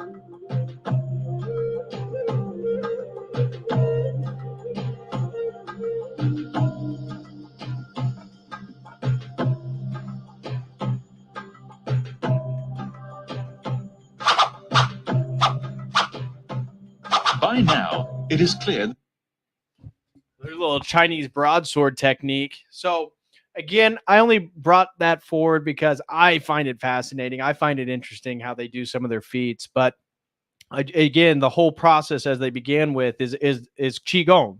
So Qigong is the larger framework for whether it be Tai Chi, whether it be Kung Fu, whether it be acupuncture, whether it be whatever traditional medicine, cupping, herbal medicine, all of that is shrouded. So Qigong is something much bigger. That's why when we began the stream and the Daoist monk said, when people ask me, do you practice Tai Chi? I say, yes. Then they say, do you know anything about Qigong? And he's like, that's a silly question because Tai Chi or any martial art, any cultivation of Qi is within the framework of Qigong practices. So just wanted to highlight that. And it looks like we had a couple super chats that came in. So I want to read those. Brody Alexander, he renewed his membership, been a member for 1 month. He says the yin yang principles and the Shiva Shakti principles actually prepared me to understand Paggio's work regarding the masculine and feminine right way to be fair. Oh, well, very interesting. I didn't think about that, but thank you for sharing very much, Brody Alexander, for that. Really appreciate you, brother, and thanks for being a member. Shout out to Nadeem Haddad for becoming a COTEL crew member. God bless you, brother. Really appreciate you joining the crew. And we had $10 come in from Christopher Shame, throws in $10, says, if the jab is a sin and you must admit the sin to repent, then are the boomer, etc., Christian/Orthodox who will not confess that it is a sin, are they in danger of hellfire due to pride? If we don't repent our sins, we're all in danger to hellfire. I don't really get into, delineations of who's going to hell and who's not. God will sort all that stuff out. That's not really my role to judge. But, if somebody's ignorant to the jabs and they got the jab when they die, are they going to go to hell? I think that's a bit of a stretch too far. We're all going to be judged according to our context, our knowledge, and our decisions. So that's kind of my opinion there. If you're aware of it, yeah, I think if you're in favor of transhumanism, and so maybe the jab was the first step, but maybe you're totally healthy and you want to get Neuralink so you can control your computer through your brain, and then you want to get the contacts or whatever, or implants that you have access to the internet, yeah, I think now those are sins that you're going to have to seriously repent for, because you're augmenting the human body that God created. So in regards to the jab, I'm not sure. I'll let Priest and Christ figure that one out. But thank you so much for the $10 super chat, Christopher Shame. Really appreciate it. And then over on the dono chat, we got one from Blue Skittle. Shout out to Blue Skittle, throws in $6. Thank you very much, brother. I really appreciate that. And let me check the Streamlabs. Nothing on the Streamlabs. So guys, again, if you're appreciating this stream, this was a lot of research into Qigong and traditional Chinese medicine. Smash that like. And if you'd like to have a question, comment, or just support my work, you can send in a super chat using Streamlabs, Dono Chat, or YouTube. So we still got quite a bit to get through. So let's continue forward here. The next one that I want to highlight is, so here's the documentary. This one can be a little bit long. This is kind of interesting. This is, again, a Shaolin warrior. We can watch this later if we have time. This is fascinating. So I don't know if you guys have heard of this man or not.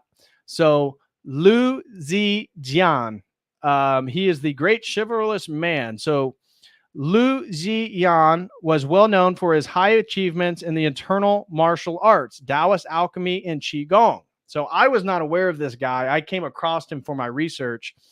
He's in traditional Chinese medicine and Chinese traditional painting.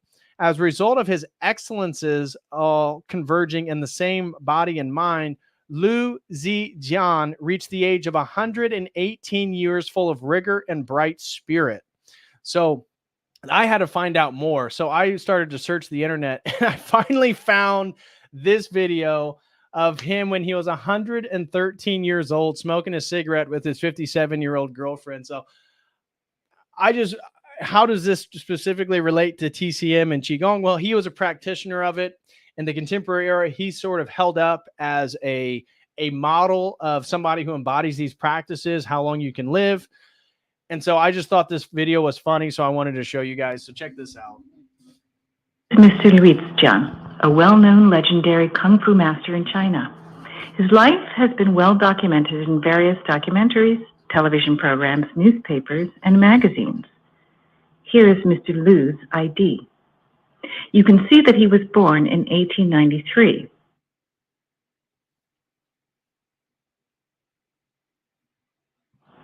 Here is his Kung Fu Master Club card showing you he has achieved the highest level. He was 113 when this video was shot.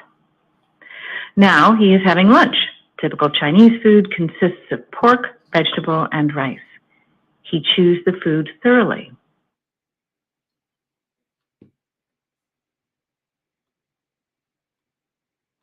After a meal, he'll have a cigarette. He learned to smoke when he was 110 years old. So after he eats, he has a cigarette, which he picked up the practice at 110 years old. I love the reason why he does it. Check this out.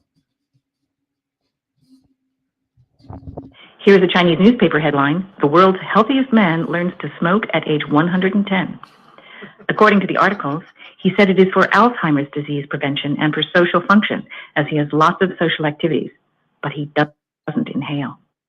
So I love that because, again, how much research has come out recently about nicotine and its abilities to prevent dementia, Alzheimer's disease, its cognitive factors, it being a sort of natural neurotropic.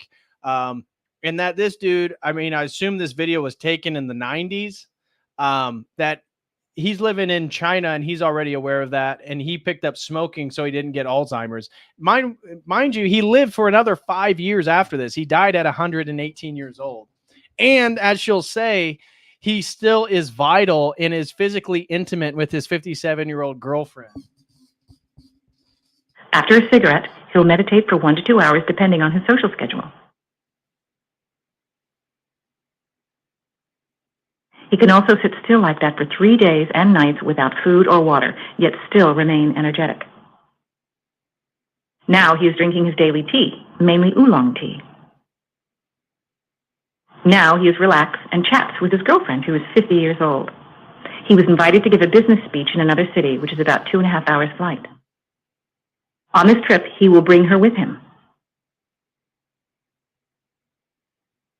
Now she is telling him that she might tie her hair in a ponytail during the trip. She will also get some creams to cover her age spots temporarily. Meanwhile, her boyfriend's 113 years old. I thought that was funny. Now they are discussing what clothes to bring on the trip. She is trying on a pair of pants.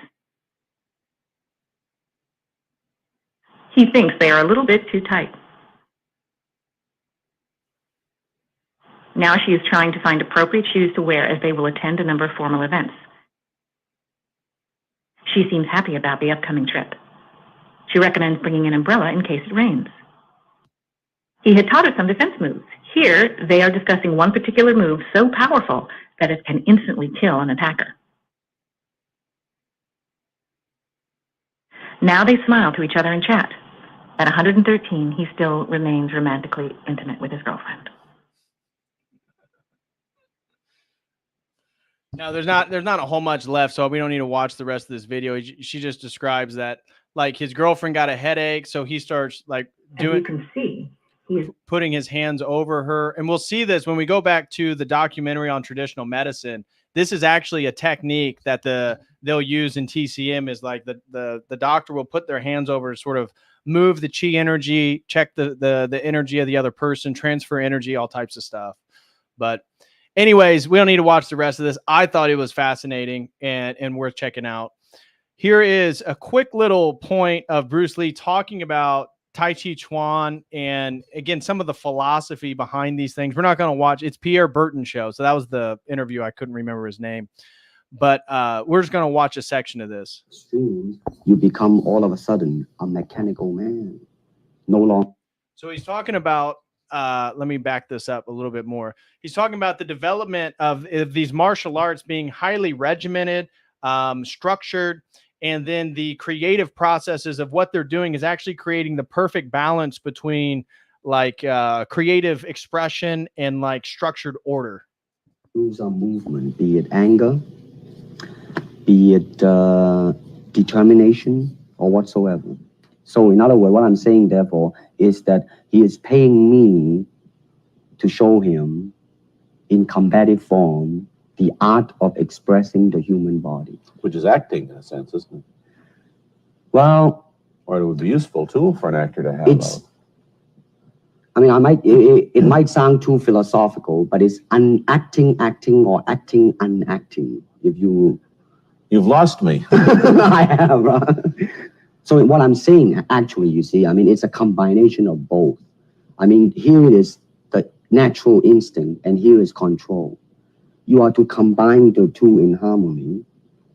Not, if you have one to the extreme, you will be very unscientific. If you have another to the extreme, you become all of a sudden a mechanical man, no longer a human being. So it is a successful combination of both. So therefore, it is not only, therefore it's not pure naturalness or unnaturalness.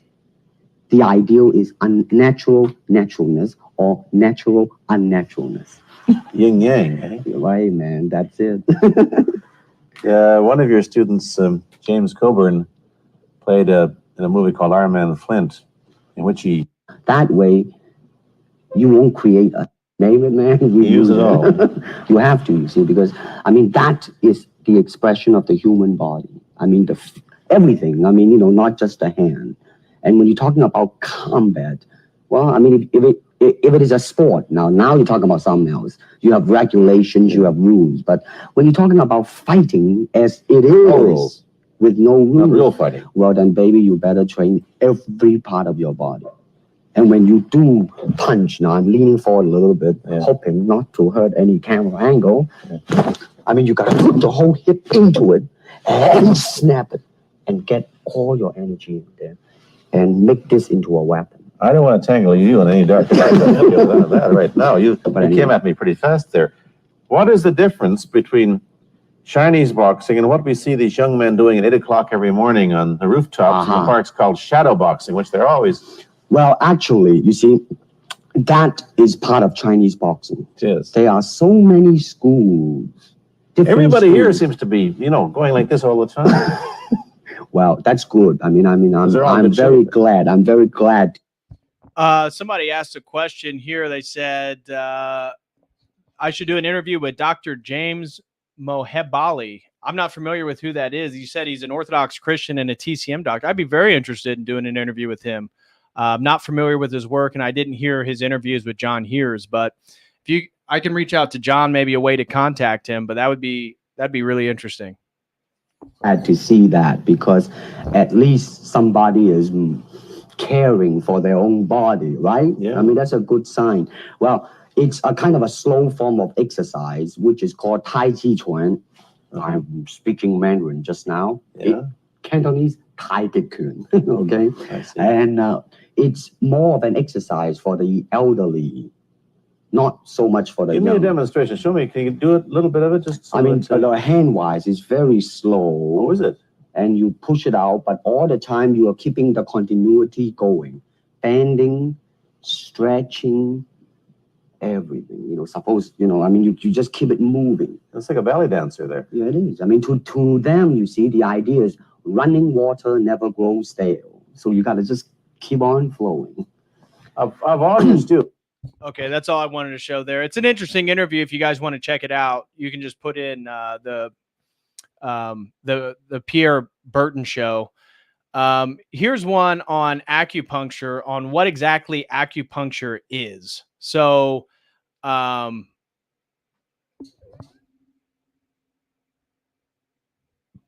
here is this quick little, again, understanding of what acupuncture is, and then this one is on feng shui. But I want to get back to the documentary here and skip through this to try to show you what traditional Chinese medicine looks like in practice. So we'll watch this on acupuncture real quick. It's short. And is using the thin acupuncture needles in the body parts of a person with the aiming of balance of the energy. The theory behind of the acupuncture is to improve well-being and help to cure some of the illness.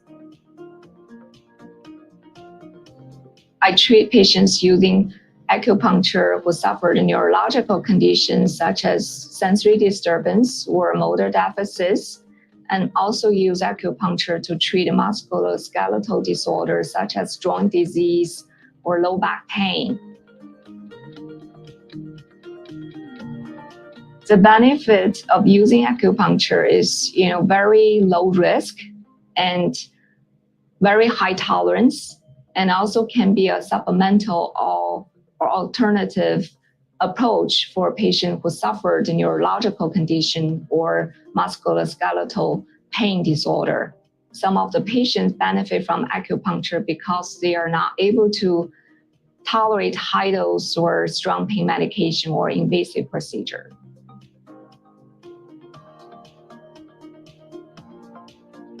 Study has shown that acupuncture could potentially improve the circulation in the body and brain, which could be one of the approaches we can combine with other stroke rehabilitation intervention to further improve the outcomes. Okay, so I just wanted to bring that up because acupuncture, as we'll see, is going to be used here, and we're going to see people with needles all throughout their face and head in some of these instances. But the idea is that the body has these meridians, which if you go look up a Western medical article, they sort of say that there's no scientific proof of these meridian energy centers in the body, and that this is all pseudoscience. And I'm not here to say one way or another. I'm just trying to be educational and present the information. They'll say, Western science will say it's pseudoscience. There are some that will say, like she said, it is potentially beneficial for like blood circulation and circulation in the body and stuff like this. But they will put these needles in specific points of the body to stimulate what they believe the chi energy to move through. So this one I was going to skip through. This guy is a medical doctor, and this woman's coming to him with some illnesses, and I think even some for the baby. And so complained, but your husband has to take the medicine too. Oh, let me change this from.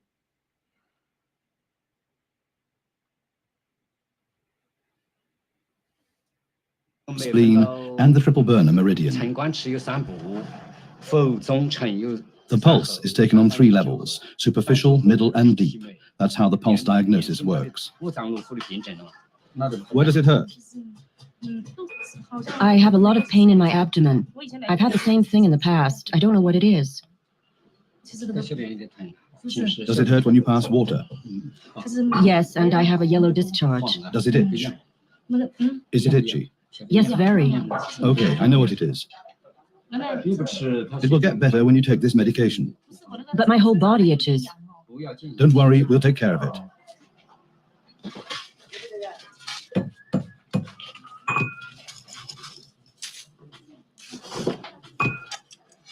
It's a female complaint, but your husband has to take the medicine too, otherwise it won't go away. For both of us? Then prescribe more. 4 packets, maybe. Okay. So we're going to skip through this because it actually does have some good little sections here. So it talks about how this man is, and this is something that to me is respectable, that he is a traditional Chinese medicine doctor, and his father was one, his grandfather was one. And so there's an entire lineage of knowledge regarding these practices that he views himself as being one of the few people with this knowledge to perpetuate and continue to move forward with, along with this doctor right here. I'll start here because he has a quick little interview.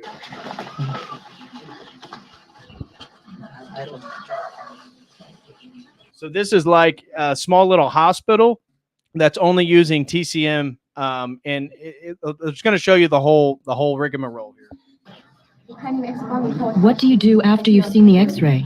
The X-ray shows me how and where the bone is broken. Then I have to move it back into the correct position and set it in a splint. After that, I treat the swelling using a compress of medicinal herbs. They support the healing process. That's it to start with. My grandfather taught me, but there are also written records. For instance, we have a book written in the Daoist script. It contains many herbal recipes, the mixing ratios of the ingredients, and how to apply them. The Dai wrote all of that down, a sort of user's manual. It should be used with a pure heart. You need a clear conscience if you want to keep developing what my grandfather spent his whole life gathering and documenting. He handed down his life's work to us so that we could continue to advance it. As you can see, we're keeping the practice going.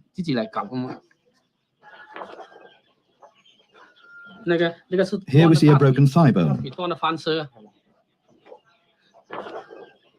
Happened in a traffic accident. I was riding in the back of a truck on top of the cargo, and the truck started to skid. And because the load wasn't secured properly, I fell off. I could already prop myself up on my own, you see? When I first came here, I was in such pain that I couldn't move at all. You could see on the X-ray how the bone was sticking out. How long will you have to stay here? In 5 weeks, I should be able to walk again. He said in 5 weeks.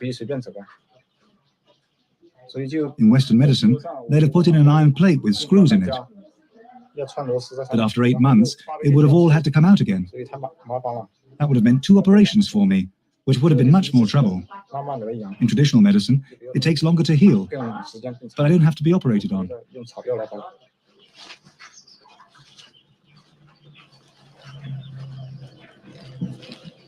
Is that another break?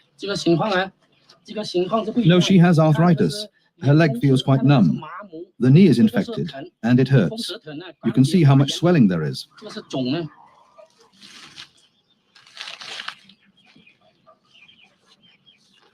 How is that related to Qi? I have to open up what are known as the Qi points, and then the Qi can flow freely again.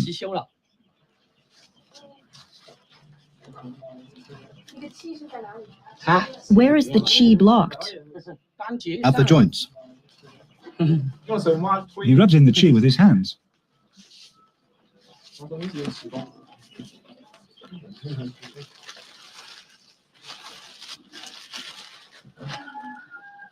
So we're going to skip some of these other patients, and then it shows him doing a prayer service. Now, this is Daoist. This certainly wouldn't accord with our Orthodox worldview, but it shows you that traditional Chinese medicine, at least for some of these more traditional practitioners of it, it's tied to spirituality. Now we'll move forward. The next person, this TCM doctor, he's more in a hospital setting, and you'll see it's a little bit of a different vibe. But this guy's doing a whole prayer service for all his patients. The Dai are devout Buddhists.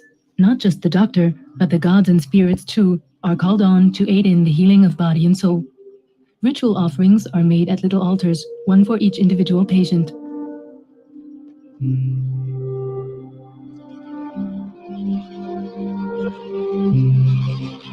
Okay, now let's move forward. This is a doctor. This is like the premier hospital in Beijing for TCM medicine. They have, again, all these different people gathering all the herbs and stuff, and it shows you this doctor here. So this is him meeting with a patient. Check this out. Experts in the field. His station can hardly cope with the daily flood of patients streaming in.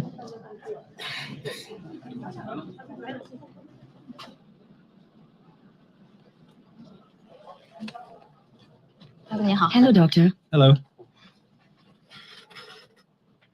What's the trouble? Nervous headaches. For how long? For years now. Is it because of your sleep patterns, or are you stressed and overworked? I'm often tired and nervous, and then I get these bad headaches, or when I've worked through the night. You spend a lot of time on the internet? Yes, that's right. We can treat it with acupuncture. You'll be just fine.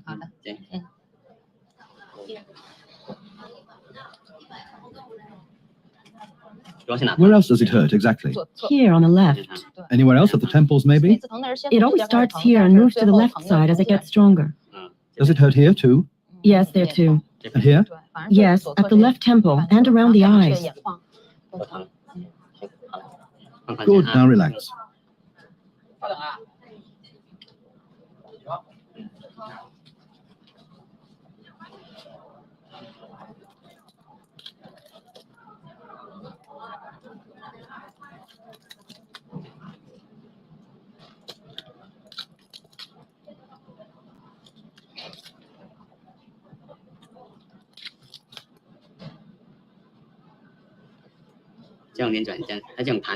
You can turn the needles, that's called toning, or make them vibrate like this. Making the needles vibrate intensifies sensitivity to the needle. That increases the effect. The needle needs qi. When there's no qi, then you must use the toning technique. The patient has to consciously feel the qi. A distinct sense of heaviness has to set in, a firm, full feeling. Only then can you get a really good result. Where does the life force qi come from? We say qi streams out from here, from the center, from the sea of life force, as we call this point. The qi flows along here into the lung meridian, then further onto... I want to make a point because the idea that the qi begins in the abdomen, I thought you could certainly correlate that with the concept of the nous. And again, being the eye of the soul, the eye of the heart, that it's kind of like right here is the center of the person, not so much the head as the West kind of describes it. Onto the hand where all the meridians meet. From there, it flows out through the entire body in constant circulation without ever stopping. What happens when it stops flowing? Then it's over. Life comes to an end. It's like with the heart and blood circulation. When the heart stops, the entire circulatory system collapses and life is over. To this day, we have not been able to figure out exactly why the meridian system is constructed the way it is. It's a model that dates back thousands of years. Scientific method has failed to confirm the existence of the meridians. Acquiring and passing on the ancient wisdom is a demanding task. We practice traditional medicine to the best of our ability, and we don't really question it because the results are so outstanding. Okay, now we're going to skip forward. We're going to move through all this different stuff and move to so actually I'll do this. This is really interesting how this guy he like writes characters and does all these hand gestures to like diagnose and heal his patients. So check this out.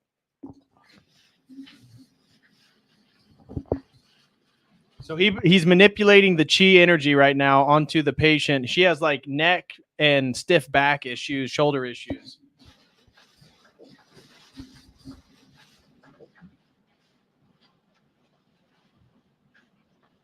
There is also a hardening in the chest. Do you feel the qi? Up there. It's unpleasant. You're feeling the qi of the chest cavity.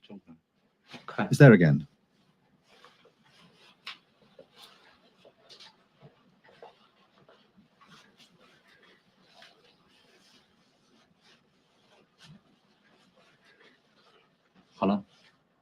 We're finished. Can you move again now? It's loosened up. Your shoulder girdle was so tight that it was completely immobile. Now you can move again. I couldn't lift my arms before. I could only manage up to here. Now suddenly I can move again. I felt something while he was working on me. A hot, taut feeling in my fingertips. As if there were something inside my fingers. I've no idea. He just seems to have special spiritual abilities. We ordinary people can't grasp these things. We don't really understand how he does it.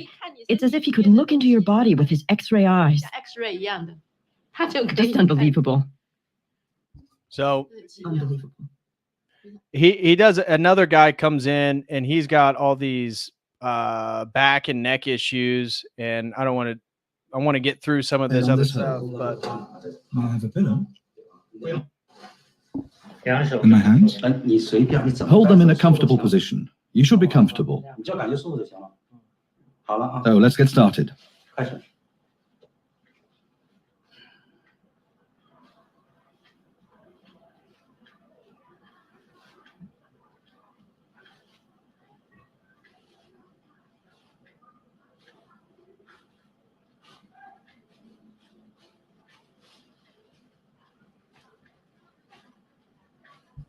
so he's moving his hands over the guy's body. It looks like he's manipulating things, I guess. I mean, his hands are like 2 feet away from his, or foot away from his body.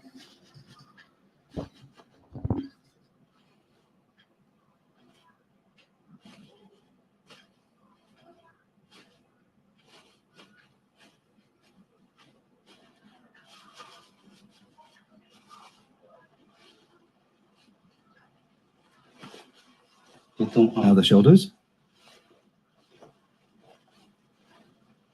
Finished. Give your shoulders and neck a test.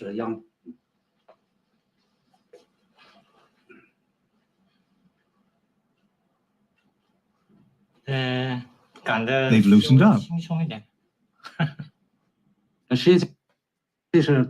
So anyways, you guys kind of got, again, is it placebo? Is it real? I don't know. I'm not here to say one way or another. But this is a Daoist nun on Wudong Mountain. And okay, guys, we might be getting cut off here. Looks like the stream is temporarily blocked. It may go black here. We may have to actually skip this last part. Let me switch over. Sorry, guys. I thought it was a great little documentary. I was going to show you the Daoist nun, but I just got a heads up from YouTube saying we've detected your video, a stream belonging to someone else. So hold on tight. We may go black here for a second. So hold on. Okay, it should go away here. It looks like it's not going to turn us black. Everybody still here? It says we've been temporarily been blocked. Can you guys still see me?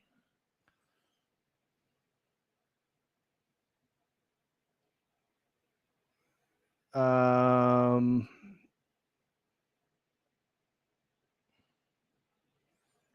on, guys. We'll be back. We'll be back.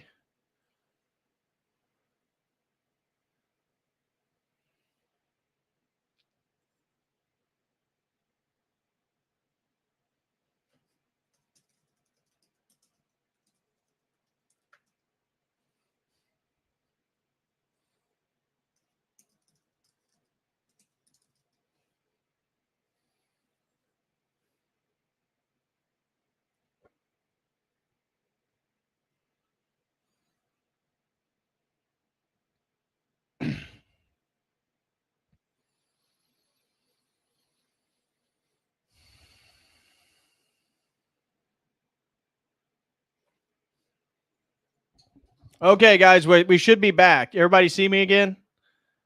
Okay, we should be back. You guys, yeah, we're back. Okay, you guys see me. All right, so we're skipping the Taoist monk, or we're not going to listen to the nun talk about how Qigong and TCM relate to her spiritual practice. Not going to be able to do it.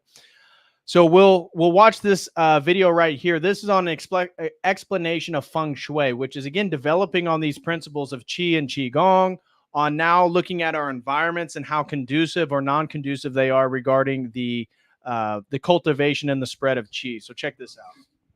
What is feng shui? Feng shui is an ancient Chinese system that examines the design and layout of buildings and structures, the individuals who reside in them, the local physical environment, and how the flow of energy known as qi interacts within all these elements. The two words feng, meaning wind, and shui, meaning water, come from the Chinese language. If you look at the ancient characters, you can tell that they were meant to represent a flying bird and flowing water. The fluid but active energy associated with both of these characters is built into the very essence of their meaning. Hence, the term perfectly depicts the type of energy we are thinking about when we consider how qi flows through our world and how we should leverage it to better our surroundings. The practice of feng shui can serve to both analyze and remedy the physical environments we create for ourselves. How qi energy flows through your home, office, or business can significantly affect your happiness and success, and it's something that you can impact. For centuries, people have been using the rules of feng shui to improve their lives in areas such as health, wealth, careers, relationships, marriages, or almost any aspect of their lives you can think of. Okay, then you can find, I'm not going to play them now, but you can find all these videos online of like how to set up feng shui according to a room, according to a bedroom, according to a living room, depending on how big it is, all these different things, where the windows are, where the doors are, stuff like this. So I just wanted to bring that little, again, that was like a minute-long video just to highlight the concept of qi and how it also relates in regards to feng shui to the environment that we inhabit. So I think, guys, that's going to cut into most of it. Now, I want to play this video. So let's see if we can check out a little bit of this. This is the daily routine of a Shaolin monk who is, again, cultivating through Qigong, the cultivation of his Qi energy. So if you guys want to show some love for the stream and for the research for today's stream, feel free to send in a super chat using YouTube, Streamlabs, or Dono Chat. Those links are in the video description. Now, I think this is pretty hardcore, and I know I spend a little bit excess time on the martial art side of Qigong, but that's just because that's my own personal preference. So let me just double check. Oh, Fallon Gong. Oh my gosh, we forgot to get in Fallon. We still have to get in Fallon Gong. So let's see here. Let's watch a little bit of the Shaolin monk, though. I think it's fascinating. So we'll watch a little bit of this, and then we'll get into Fallon Gong. 跑步只是我这个一个前期的热身，热完身之后就开始大量的这个活动。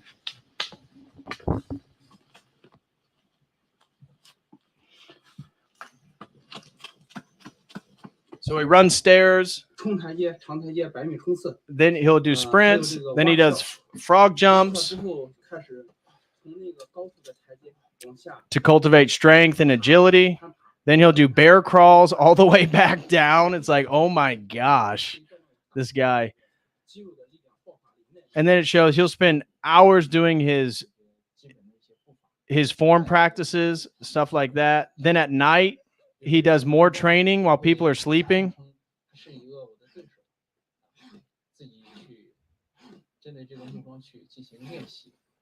And then I wanted to show you the cultivation of his power, because he demonstrates how much power he can leverage, like right here.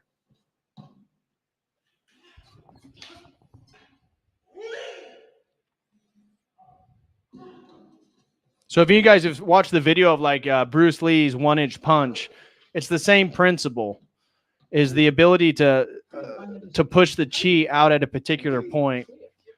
So this goes on. I think it's pretty fascinating. I'll share the link with you guys if you want to watch it later, because we're running out of time. And then I really want to show you then Fallon Gong. as this contemporary Fallon Gong is a spiritual practice that incorporates meditation, Qigong, moral philosophy, and Li Hongji introduced this fully in 1992. Now, as I said, in 1980, China experienced this resurgence of Qigong practices. We learned during the Maoist Revolution, the Cultural Revolution, they wanted to smash out as many of these traditional Chinese techniques. So whether it be, again, Qigong, traditional martial arts, traditional Chinese medicine, they wanted to do away with these. But in the 80s, they began to resurge. And then in the 90s, especially. And in 1992, the Falun Gong really gets sort of substantiated by Li Hongji.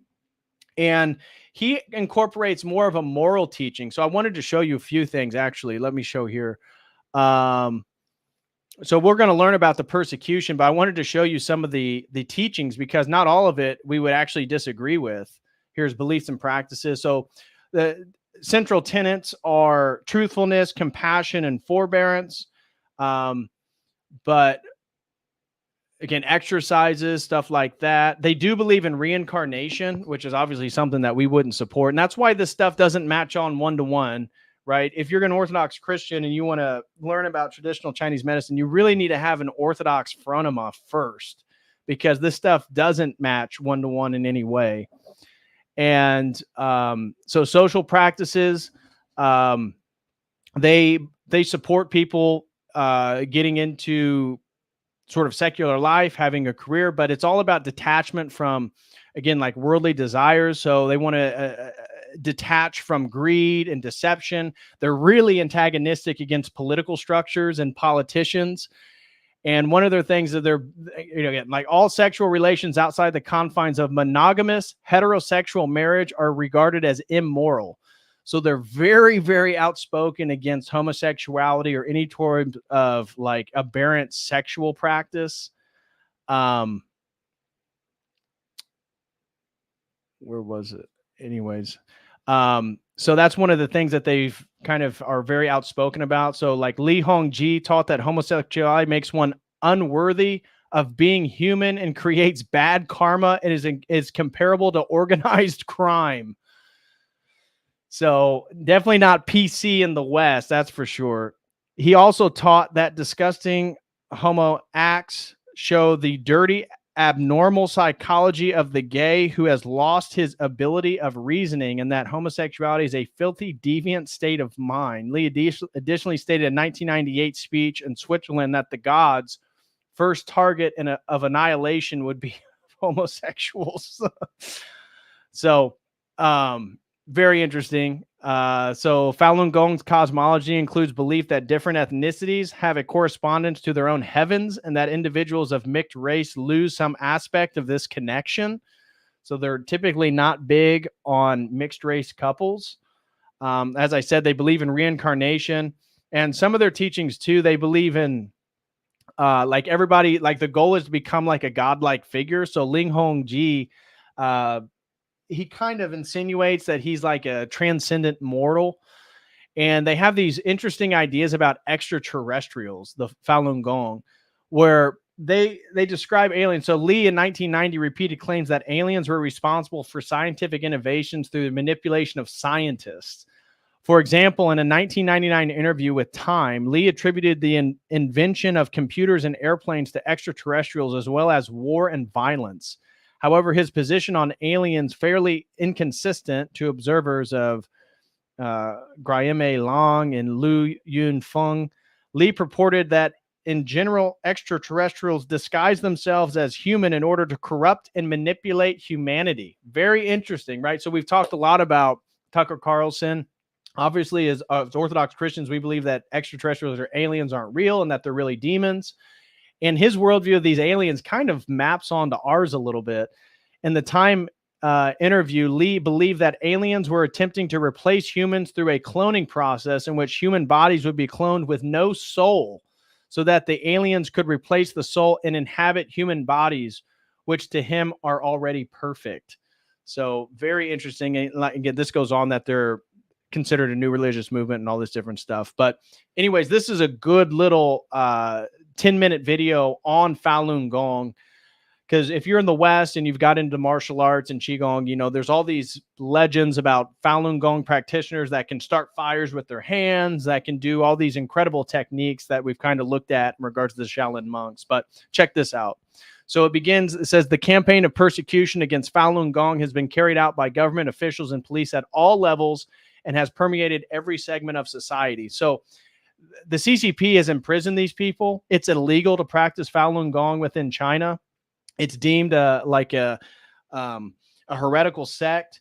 And this was due to the popularity of growth. This was due to the independence from the state. So Fallon Gong was operating totally independently under their leader from the CCP, which they viewed as a threat.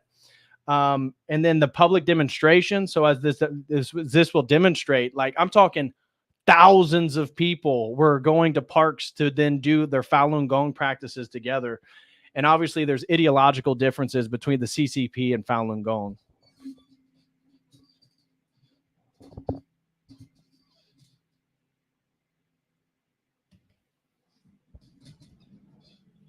See how many people there are to practice? In the late 90s, Chinese government surveys said up to 70 million people were practicing Fallon Gong daily. Health bills were decreasing, crime rates were falling, and morality was rising.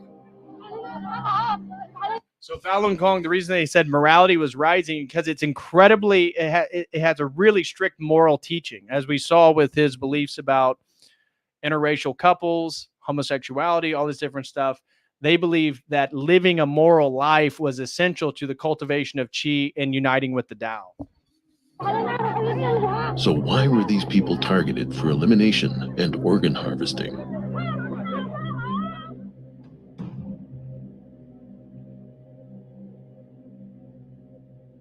Mona Ye was one of the millions meditating in parks every day. There was a park across the street from my house. Because the first exercise site couldn't hold so many people anymore, it divided into the second, the third, the fourth. So at every street corner and in every park, you could see people practicing Fallon Gong. There was from different kind in society. It was many policemen and military.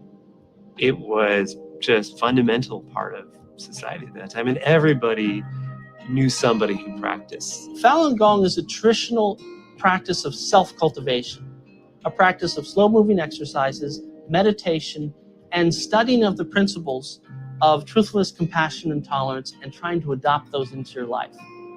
While morning exercises had always been popular in China, Fallon Gong brought more than just health benefits. For thousands of years, the Chinese people have believed in Buddhas and Daos and becoming an immortal. Fallon Gong really dared to talk about these things. And immediately people took it to heart. Oh, the true ancient good things of China have come back.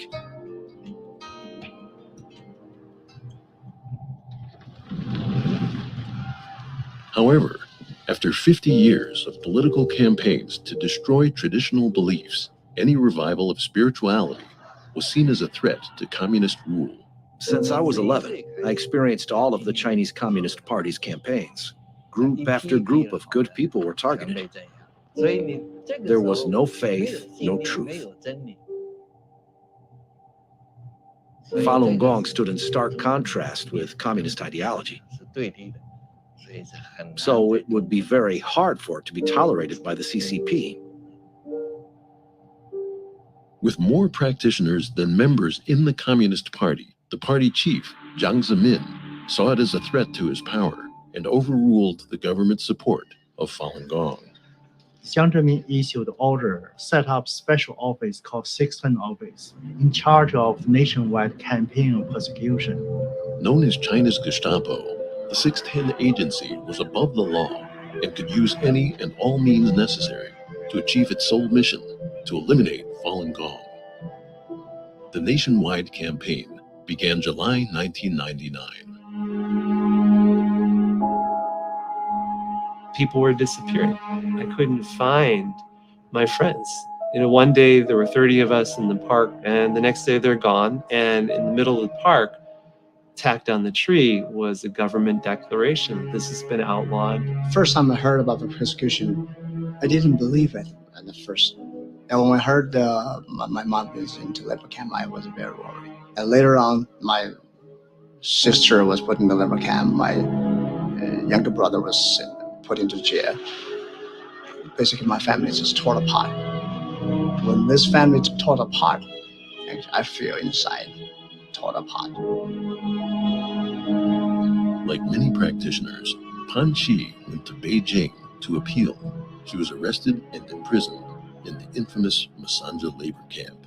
I often hear the sounds of electric batons, and frequently in the middle of the night, I hear heart-wrenching screams from practitioners. The goal was to make practitioners sign a statement to guarantee they would stop practicing, that they would renounce their faith. She took the electric baton. When she was beating me, it felt like it was directly piercing through my heart. It was like my entire body started convulsing, like it was going to fall apart. I personally have a friend whose mother was submersed in a cage. They put her in a little cage. They put him into sewer water in complete darkness for days. These are the different methods they're using on Fallon Gong practitioners around the country, trying to transform them.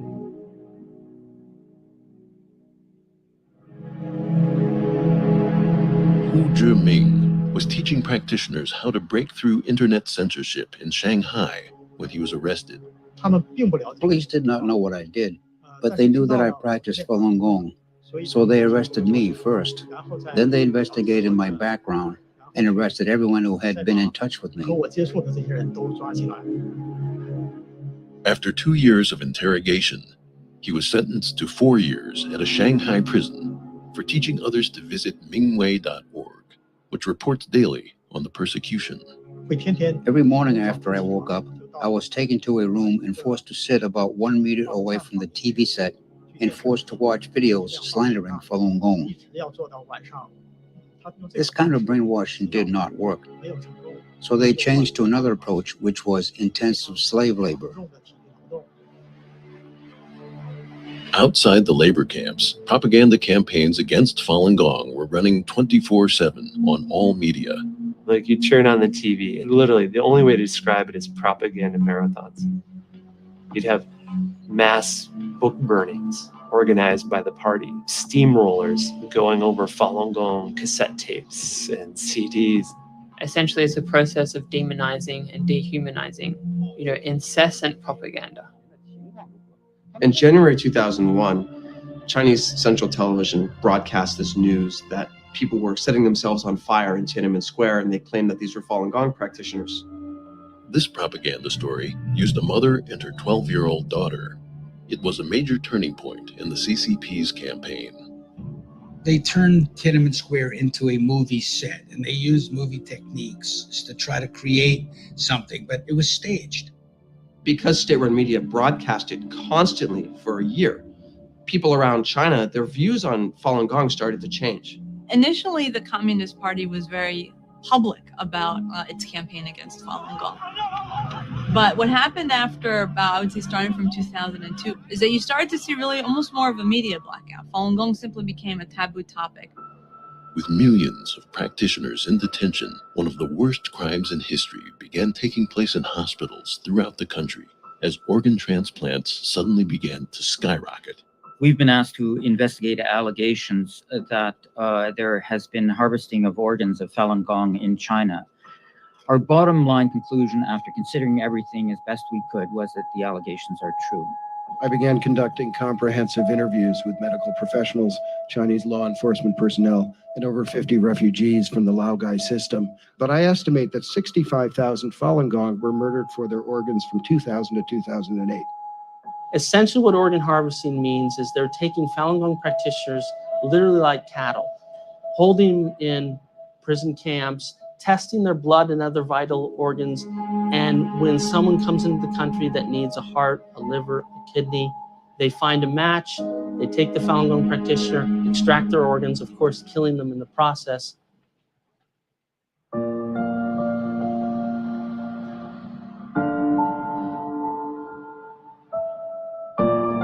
It is literally life and death for many of the upper echelon of the party members that run China to not let the Fallon Gong story be told.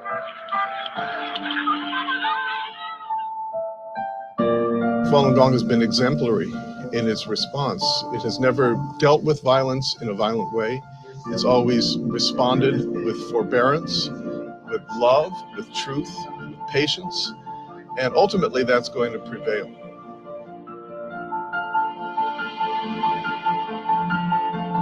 So that's kind of the end of it, but it gives you a sample of the level of persecution. Again, it's still illegal to practice Falun Gong inside the CCP, even though Xi Jinping has promoted TCM, and TCM has kind of experienced a revival under Xi Jinping. They would literally harvest their organs. And didn't you hear? It's like 6 to 5 million people. So we talk about the Armenian genocide, the Holocaust. We're talking about millions and millions of people that have been killed and tortured just because they practiced, again, a form of Qigong. Now, again, this is certainly not Christian. They have many beliefs that wouldn't coincide with our worldview, but it gives you just a snippet of how Qigong practices have been revived in China and how the CCP has also suppressed various Qigong groups like Falun Gong. So if you want to read more about that, you can check out what they have to say. So anyways, guys, let me just double check, make sure nobody sent anything in. Smash that like for everybody who's still here. Really appreciate you joining in. And another shout out to Robin. Thank you so much for sponsoring today's stream. I hope you guys have found it interesting and useful. I thought this topic was really interesting. Doesn't look like it was the most popular topic I've ever done, but I hope you guys appreciated it. I want to thank everybody for the support. So thank you, Blue Skittle, for over on the Dono chat. Thank you, Christopher Shame, Nadim Hadid, Brody Alexander, Logan Daly. Thank you very much, brother. And Amptown 1. Thank you, sister, for your support. And that looks like that is all of it. So I will be back potentially or most likely Sunday evening with another stream. Father Peter Heers will join me this coming Wednesday. We'll be talking about Orthodox prophecies, the Great War, eschatology, the end times, the Antichrist, all that stuff with Father Peter Heers Wednesday. And I hope to get a couple more sponsored stream dones next week, but I got a lot of schoolwork to do, so we'll see how it all plays out. But thank you guys all for being here. God bless you all. Christ is risen, and I will see you guys in the next one. As always, until then, God bless.